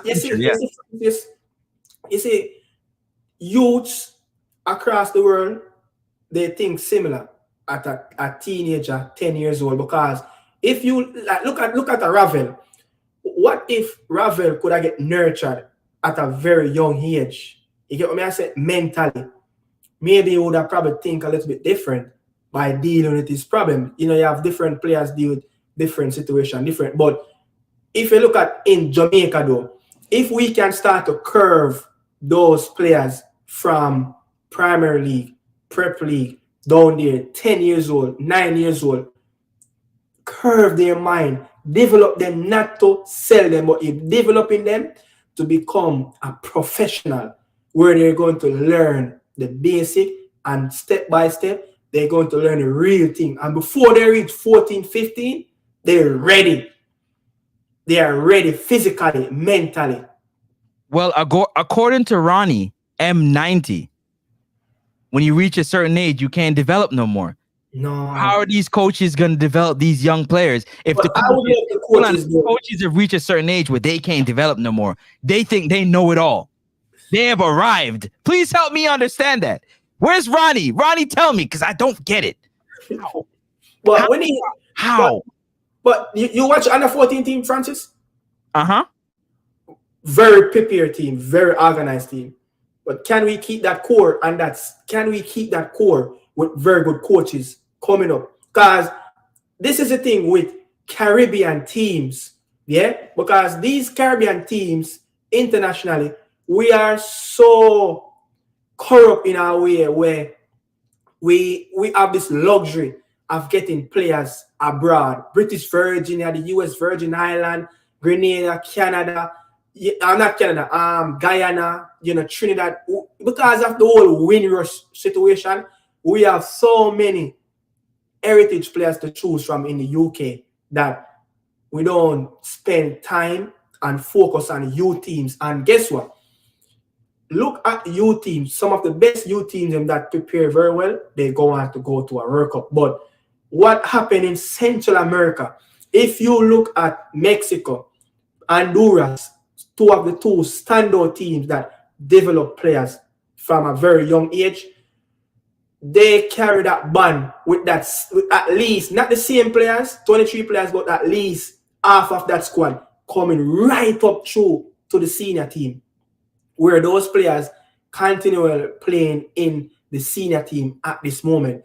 So you seeing it, the Mexico team over the years been qualifying for the Olympic, beating Brazil in Olympic. You get what I say? That's a big achievement. So, you have Honduras continue to qualify for Olympic. It's just recently, the academy factory in Honduras kind of broke down a little bit. They understand? Panama, you have a lot of these players that in the senior team, these young players have all played together sometime in the younger age group for the national team. You understand? If you go back to look at the best when Brazil were the peak and power in world football, a lot of those players have all played together. Look at the Pele movie. You see, a lot of those players have played together in the youth teams coming up. So they have that understanding that system is carrying up from the youth teams, come all the way up to the senior level. You understand? So we need that in the CONCACAF, man, in the Caribbean. The Caribbean teams, them broke body after Windrush, can choose pools of players in England. Broke bad Caribbean country them. You get what I mean? So we spend this time developing players. Right. You get what I mean? But yeah, there's a lot of stuff to it, Hey, Reggae Boy Central, what do you mean by that comment you put to Nicardo Media House? I'd like an explanation. All right, maybe you understand what he's saying because I don't get it. You can break it down for me. Nicardo Media House, but I want to know what he means by that. Yeah. All the vloggers, you seems the most informed and logical with a lot of your saying in regard of the national team and competing in CONCACAF. Oh, so he's basically saying, look, we are very informed, what we are saying in its on point, according to what other vloggers have all said. You understand? Don't really want to criticize any vloggers, which they are our co-workers. Everybody have their own opinion, everyone demonstrate their own show or they wanted to go in that path. But I just want to know how he sees, like how he gets your mindset is what I want to explain to me of how he said you're informed and logical in what areas, just so that you're asking him that question. Yeah, so that people can understand why he he's bigging you up in that way. You know what I mean? Yeah. Specific in it would be nice. Because Francis, look, there's a lot of things is going on in CONCACAF. You said it. You brought out the biggest point since we've been here for 3.5 hours, the Surinamese team, they are not locally. You get me? That's the biggest point from night. But guess what? You see something is there that is very strong together.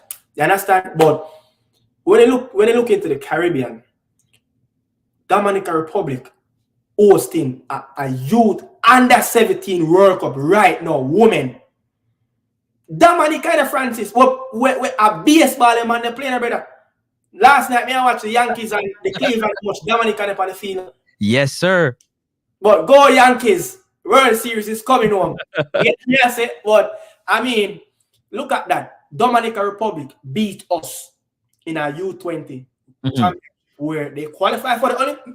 Francis, Dominican Republic qualify for Olympic. All right. And we them beat. Remember that? They beat us 1-0. All right. And they qualify for the Olympic and qualify for the World Cup. Imagine a 1.5 game for the Reggae Boys to be playing in 2 prestige tournaments, the Olympic and the World Cup, the Youth World Cup. I think the last time I went to a Youth 20 World Cup, I think it was in Argentina, 2001. I think Jackie Waters qualified a team. I don't know Jackie Waters and Donzo, but if you're looking around, these teams are getting better, bro. These teams are getting better. Dominican Republic, look at how they came to National Stadium and played us. Where is the quality? But guess what? Okay. A lot of those players were born in Dominican Republic as well, my brother. Exactly. And there isn't a big uproar about, oh, they're not born in, we're bringing in foreign players and we don't have, the players, they're not going to understand each other. The fans ain't going to connect with them. Like, what kind of madness are you talking? You're connecting through football.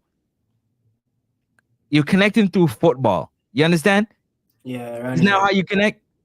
Now, let me ask you a question. I heard a statement earlier that somebody put in the comment section. And what they said was they're working on improving the marketing around the JPL. And I'm like, you should work on improving the skill level in the JPL, not the marketing. I mean, because you're gonna what are you gonna market? Garbage? You're gonna expand your marketing, but the product isn't good. Yeah, you're right. Is it improving? Yes, but the product is. Shouldn't you work on improving the product first? Yeah, but you're right. But there's a small little loophole where I can probably say something about that. So the JPL was a broke league, still a broke league, but financially it's way better than probably 20 years ago when I just started to watch it. But if they can market it and get more financial, probably they can do a lot more funding. So hopefully that's the next step of what is funding gonna help? What is funding gonna help? If not, like I'm playing the funding can help more youth programs, the JPL youth programs. This is my thinking. The funding can help the youth program because when I was growing up, you have Tivoli, a lot of these clubs have under 13, under 15 playing continuous football every year. But I think, after COVID, things have been broken down. The youth system have broken down. You understand? So, but with them marketing it for more money, look, they need more money in their pocket as well. But they need to make sure the clubs financially stable. Then if the clubs can be a little bit more financially stable, I think the clubs can do a little bit more with the development of structure. But they should not just push away the development of the youths, meanwhile marketing, because with them doing both, as a dualship, it will bring a more powerful league together where the product will be a lot more brighter. But can I answer to that? Yeah. Can I answer to that? But before I answer to that, Reggae Boy Central, thank you very much because I agree with you. The comment that you made, I agree with you. I love the fact that Nicardo Media House has expanded his horizon and has reached out to different outlets to gather as much information as possible to have an informed opinion. That's what I wanted you to explain so that people can understand why you're giving him the credit that he deserves, because he's not staying in a box. He's removed the limits from around him and he's willing to go into areas that he might not be comfortable with. No, I'm not. Just seek the information that is necessary to have a well-rounded point. So I'm with you on that. So that's what I was asking for, because it's important. You have to understand exactly what you mean by what you're saying, just not saying it. And that's how I break down football when I'm talking about football. It's not just about what it is right now. So I got to ask you the question though. Yeah. How much does it cost to really develop a footballer? Skill-wise. Like youth or skill? Skill. Because remember, it's skill that pays the bills, right? Yeah. So when you think about the game of football, it's supposed to be a game that is easily accessible in terms of anybody can play it. Yeah. Because it doesn't cost a lot to play the game. Yeah.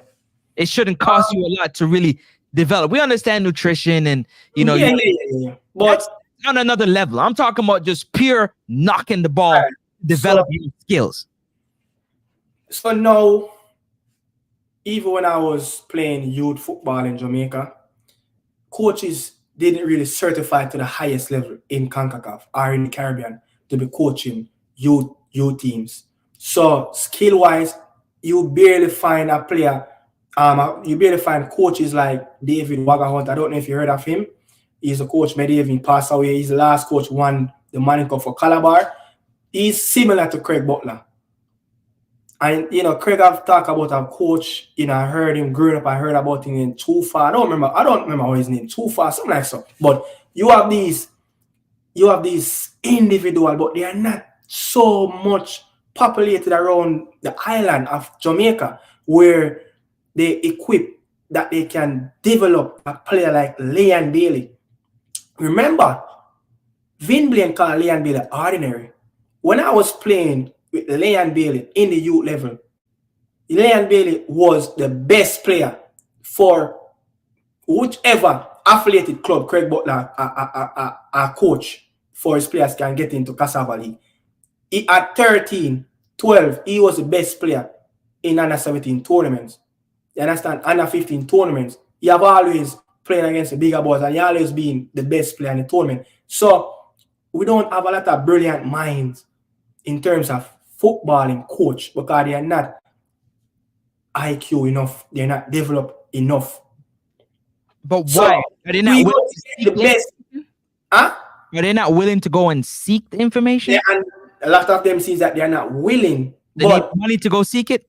But if you need to develop a youngster, Francis, at 12, 13, at the Arnett Garden, Waterhouse, Tivoli, these inner city clubs, the big clubs in JPL, it's going to take money because you're going to have to get the best coaches down there. Down there, the coaches are not certified at a high level. They're not exposed to the right stuff to develop that youngster. So it's going to take a little bit of funding. Can you tell? So hold on a second. Before you move to that next point. So you're telling me that to go on a field, whether it has grass or it has dirt, whatever, and work on passing, shooting, first touch, control, heading, figuring out just where on the field to play. It takes money to do that? No, not much. But you realize I don't even mention field. But it's going to take that brilliant mind coach, at least 10 good coach that you're going to put around. Say, hey, you coach at academy team, you're responsible for this bunch of kids that's going to come through. A lot of these coaches don't know nothing about football in the youth level in Jamaica in terms of the fundamental part. When you go in Europe, the coach that used to coach Arnett Garden, Eric, the Dutch guy, the Dutch born, he was an assistant. He's running Kingston Academy. He's setting the bars at Campion now. He said, even in his days of growing up in Netherlands, playing Corner League, coaches, they were UEFA B licensed. So you see the big difference. Corner League in Netherlands and even Germany, those coaches are at the highest level of their certified coaching badge. UEFA B license, those coaching badge, those coach all playing, coaching kids in Corner League. So that's why you can find some of these talent coming out from some part in a look on some part in a bull. See, this is where I slightly disagree, and I love the conversation we're having because we have two different points, but we're gonna get to the actual point. Yeah. Right? By us hammering this, we're gonna get to that actual point, and that's what I love about it. All right, go on again. And I tell you why, because the internet, everything is now accessible. It's not then when you had to travel to another country to gain knowledge. Everything is for the most part accessible to where you can seek knowledge. But how do you change the mindset of somebody who feels like they already have the knowledge? That's why it's important to capture them from it. No, I'm talking about Mason. Mason. I'm talking about the coaches, not the players, the coaches. Remember, the players can't coach themselves. I'm talking about the coaches who feel that they have the knowledge. They don't need to go and get certification. They don't need to go and study. How can you change the mindset of those individuals who are in positions with these young, impressionable minds, these minds who are still developing? How can you get those individuals to believe that it's necessary to continue their education after they finish high school? Mm-hmm. What happened in the JPL? They told the coaches that, hey, coaches like Lenny, you need a higher coaching certification because this is the laws in the JPL. So down there in the grassroots, you need to tell whoever are going to register on the FIFA website and register their club with those players that they want to sold. You must hold this this level a certification, so they know that look, it's not a play thing. So the JFF must set a standard, and in Argentina, if you go right down, and these are things I'm telling you and the people them, it's factual. In Argentina, to coach a team from the 6th tier to all the way down to the minor leagues, you have to hold the highest accreditation of coaching certificate in South America. So if you want to coach from the 6th tier and up, you have to hold a the lowest level of UEFA badge. So isn't it in the best interest of the footballing minds that run the country, the footballing minds, the body, to make it as accessible as possible to grow football? Yeah. The government body. Isn't it the best interest to make these programs as accessible as possible? Yeah. Because this idea of money is really becoming the more focal point rather than the education to take the football to the next level. Yeah. You understand what I'm saying? Yeah. Money's becoming the main objective rather than football education being the main objective. Do you understand what I'm saying? You see, you're right, because you see, in those countries where the requirements are a lot higher, the bodies set those standards, but they help the locals as well by implement better coaching structure and a better coaching education in the country. So you can't say it's not exposed within your reach. So if the JFF, if Cassava, which are the two strongest body in Jamaica, you get what I say? If they don't do something, if Cassava need to say, hey, I am the one that responsible for the youth levels tournament in Jamaica, if a coach need to register with a team, he must have a level of certification. But don't just leave those coaches in the deep ocean to swim, but at least help them. So you run programs, that are going to bring all these minds together so they're on the same page. Yeah. One thing, so coaching, so webinar go on, and the man in the turn up. Again, you're going back to my point, Nicard. You're going back to my point. How do you change the mind of the people who think they already know what they are doing to elevate their coaching education. Man, I'm some webinar thing go on, man. Enough coach to turn up. Man, I'm saying they know everything already, brother. All right. So you're now. The man, I'm saying they know everything already, brother. So how do you change that mentality? How do you change that mentality?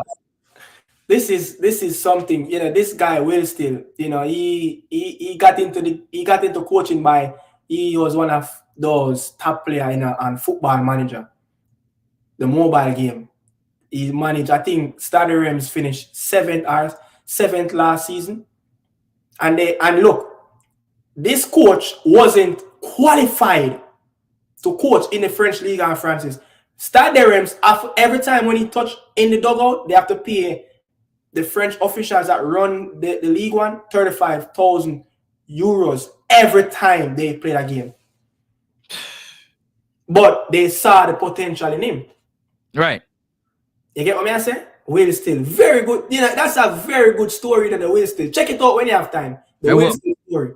Coming from, you know, of learning the chemistry and the tactics and everything about coaching just by looking at the football. A lot of a lot of these coaches locally don't even play those type of games. Those things help you, brother. Like it help your mind to prepare, brother. Things like that, you know. How much of them coaches read books? That's what I'm talking about. The man them arrogant. You read books, but you know X and O's. Come on. The man them arrogant, brother. That's what I'm saying. That's what I'm saying. So how is the game going to grow in the country with the youngsters if these things are not happening, Ricardo? That's not true, boss. That's not true. You know, the Will Still story is very.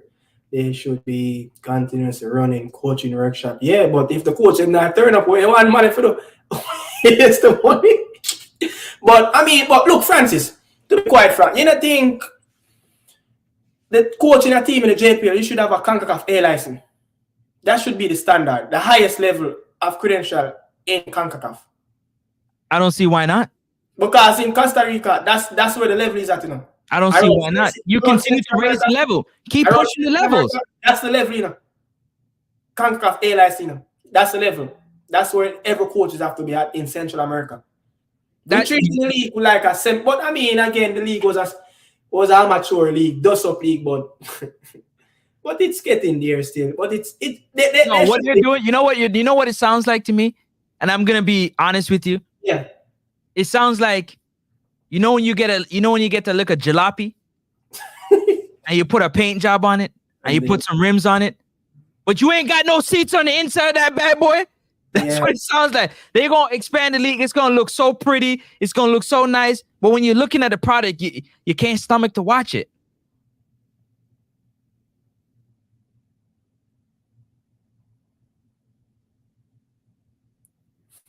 That's true, you know. Most people want to game them free.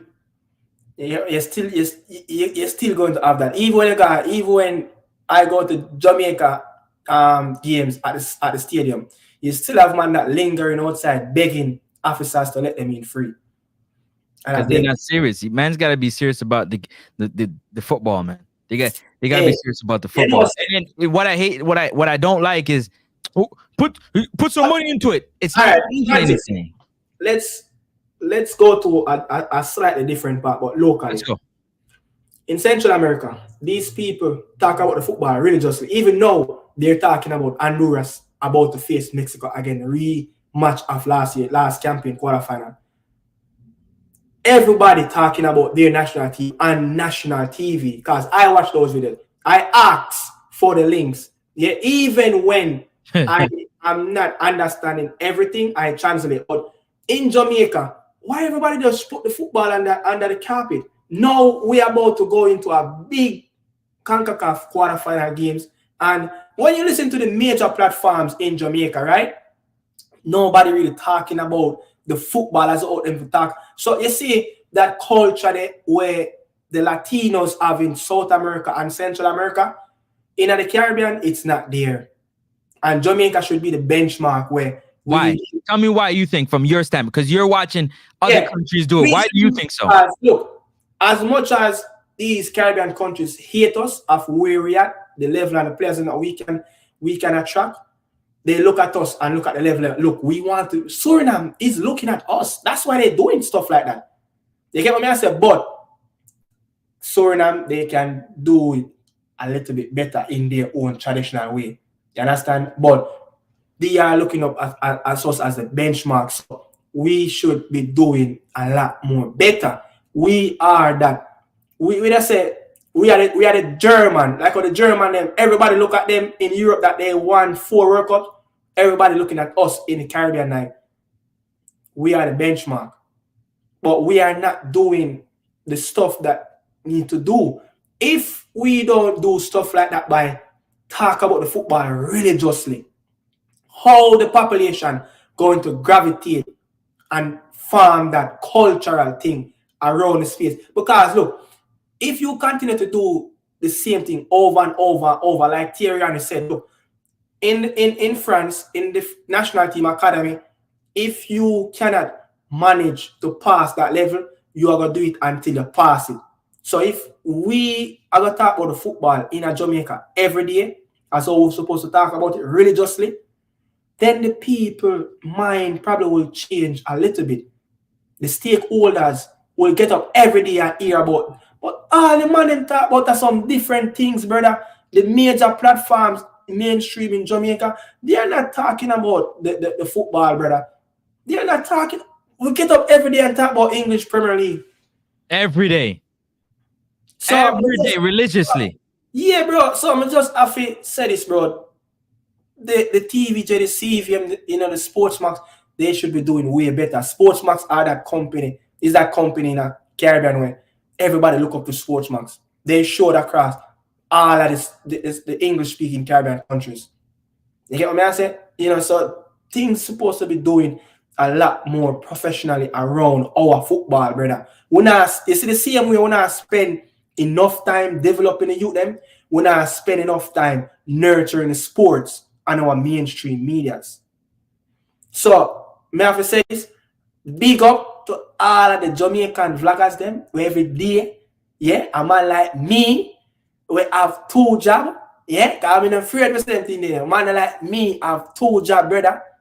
I do video 6-7 days a week, 3 a.m., 4 a.m. I do video before I go to work. Big up to the man them who are similar to that, brother. Because if I never say the man them, all of the man, you say I start call one name, I go forget people. Facts. So all of the man them, brother, you get what I say? We talk about Jamaican football, bro, in that space, yeah? We have to big up to the co-worker them, because you see, if I never we Francis, Jamaican football dead. May I tell you, because the people them hungry about Jamaican football, brother. The people them just want look at what time now. Look at what time now, brother. And you have people stay us up. Brother, one day I'm over. One day me and Ryan chop up some video. And about 1:30, 2 o'clock, I still have 100 people I watch, because the people them hungry, brother. You get what I mean? So you see, it's just like how the man now develop the youth them locally, brother. The mainstream media now chop up the football and hold them for a chat. Because guess what? You say if the man talk about the football or them talk about the Francis, them gonna touch some can and them best friend can. There you go. You get what I mean? You go. You can't emphasize what we just say a while ago. What did you just say? What did Reggae Boys say? Accountability. Yeah, accountable. The man them afraid for all people accountability in a job. You gotta hold them accountable. You want the thing to grow? If you want the thing to grow, you should be. They should be posting up that they're having coaching symposiums, like all coaches from all walks. If you love football, you want coach. Yo, we have an opportunity for you. You should be looking for the next great Pep Guardiola, the next great footballing mind. They're there. Yeah. They're there. Ricardo, they're there. Yeah. No. Not everybody wants to deal with the politics and the system that is in front of them. Look at the U14 coach, Benny Perth. Yeah. Look at him. Brilliant mind. All right. We talking about coach want to go abroad. Miguel Coley When he got the call from Schaefer, he went to Spain and go do his coaching license. Because Schaefer said, hey, we might get a call and I'm going to bring him. So when the man lift up Francis and go to Spain, go further medication. People always say, and with all due respect, with coach teacher Hyde, but coach teacher Hyde just stuck in his box, brother. I respect Lenny Hyde as a footballer. I respect him as a person. I respect him as a father. Bringing two couple of youth through the game. But I respect him as a coach. But bro, you have to come out of your shell, go further education, brother. You have to. It's very. Lenny Hyde have issues. A big coach like Lenny Hyde, a big player like Lenny Hyde, having issues with the law of his credential of coach. Bro, that is, you see this, you see what me I try to tell you. But you have brilliant mind like David Ferguson, you have brilliant mind like Miguel Coley. You understand? You have brilliant mind like, you know, the U14 coach, Andrew Peard. You understand? I don't remember. A lot of people say they never rate Rambo, who is a coach states, but he was a good youth coach. And if you have some of them man, they further education, can come back in our youth programs and share their knowledge and develop player, it can work. A lot of the problem is everybody have to eat their food. You see, everybody have to eat their food, but the man no one touch the can and them touch brother. Yeah, listen to all the mainstream and your man say, me nah about to talk about it, because you know people are gonna vex. What do you mean? Brother. Yeah. And hold on. When you listen to other nations talk, how do they talk? Tell them, Ricardo. Tell them how they talk. Beat the FA and beat the coaches. Them care? You think the English media them care? You think the German media them care, brother? Them not care, bro. Right now, the Dutch media are roast the Dutch national team. They're doing what? Roast section. Roast them, brother. Right now, Lukaku them can't get a break for Belgium. Because they must say, oh, them not live up to expectation, brother. They expect better. We just beat the Reggae Boy team for 5 minutes and gone past something different. Brother, things that work, so brother. So that's why I have to say, yo, I'm glad me that space about big up to my co-worker them in a YouTube, brother. Woman them where I work hard. Yeah, no matter how much views I get, at least somebody that got to somebody ears. You understand? Yeah, hear the saying. Mind what you're saying now. What do you mean? What do you mean? What do you mean mind what you're saying? Like, is this football we talking about? Or is this the mafia? I'm kind of confused. Nick, which one is it? Is this football or is this the mafia? Look, this I thought of something. GC Foster College. You don't think GC Foster College should be raising their standards as well? Yeah, because that's where most coaches, if you like footballing, not sports minds, that's where all sports minds go. Referee, coaches, whatever you want to do in sports. GC Foster College. Well, me here say they must cut off people here down there. You can't wear at certain teachers, not teachers college, but GC Foster College of adults.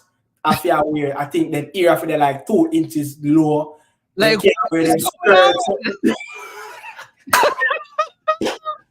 we're talking about hair. Adult, brother. Adult, brother.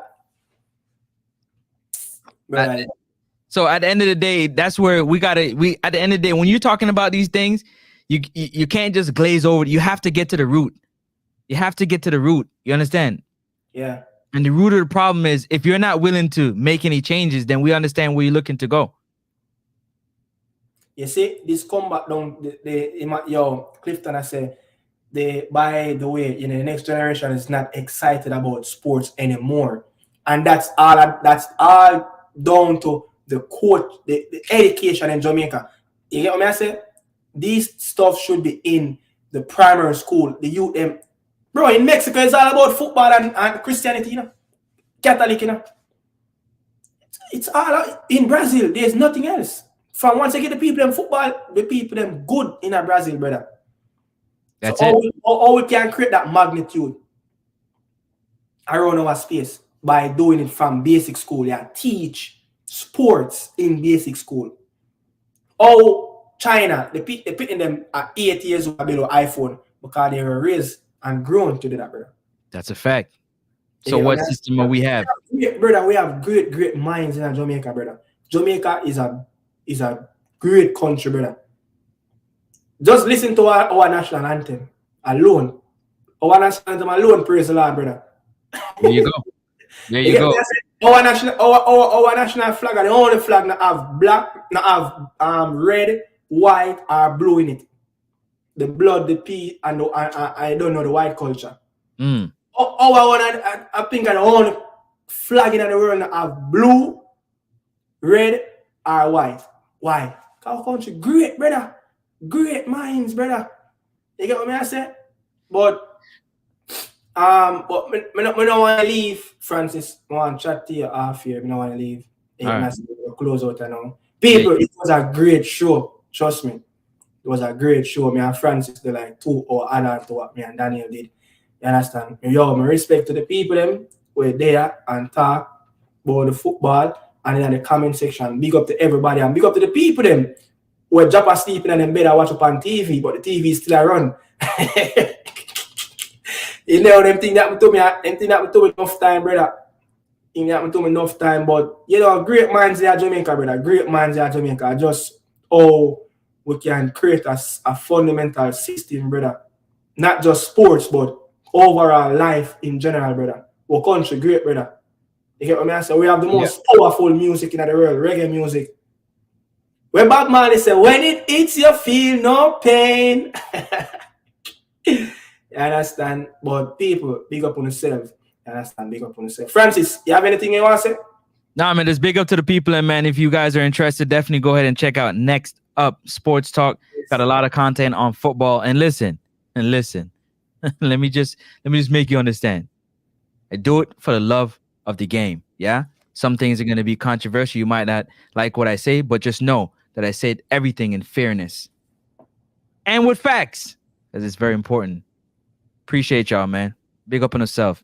Everybody in the chat section and everybody listening that hasn't dropped a comment, big up yourself.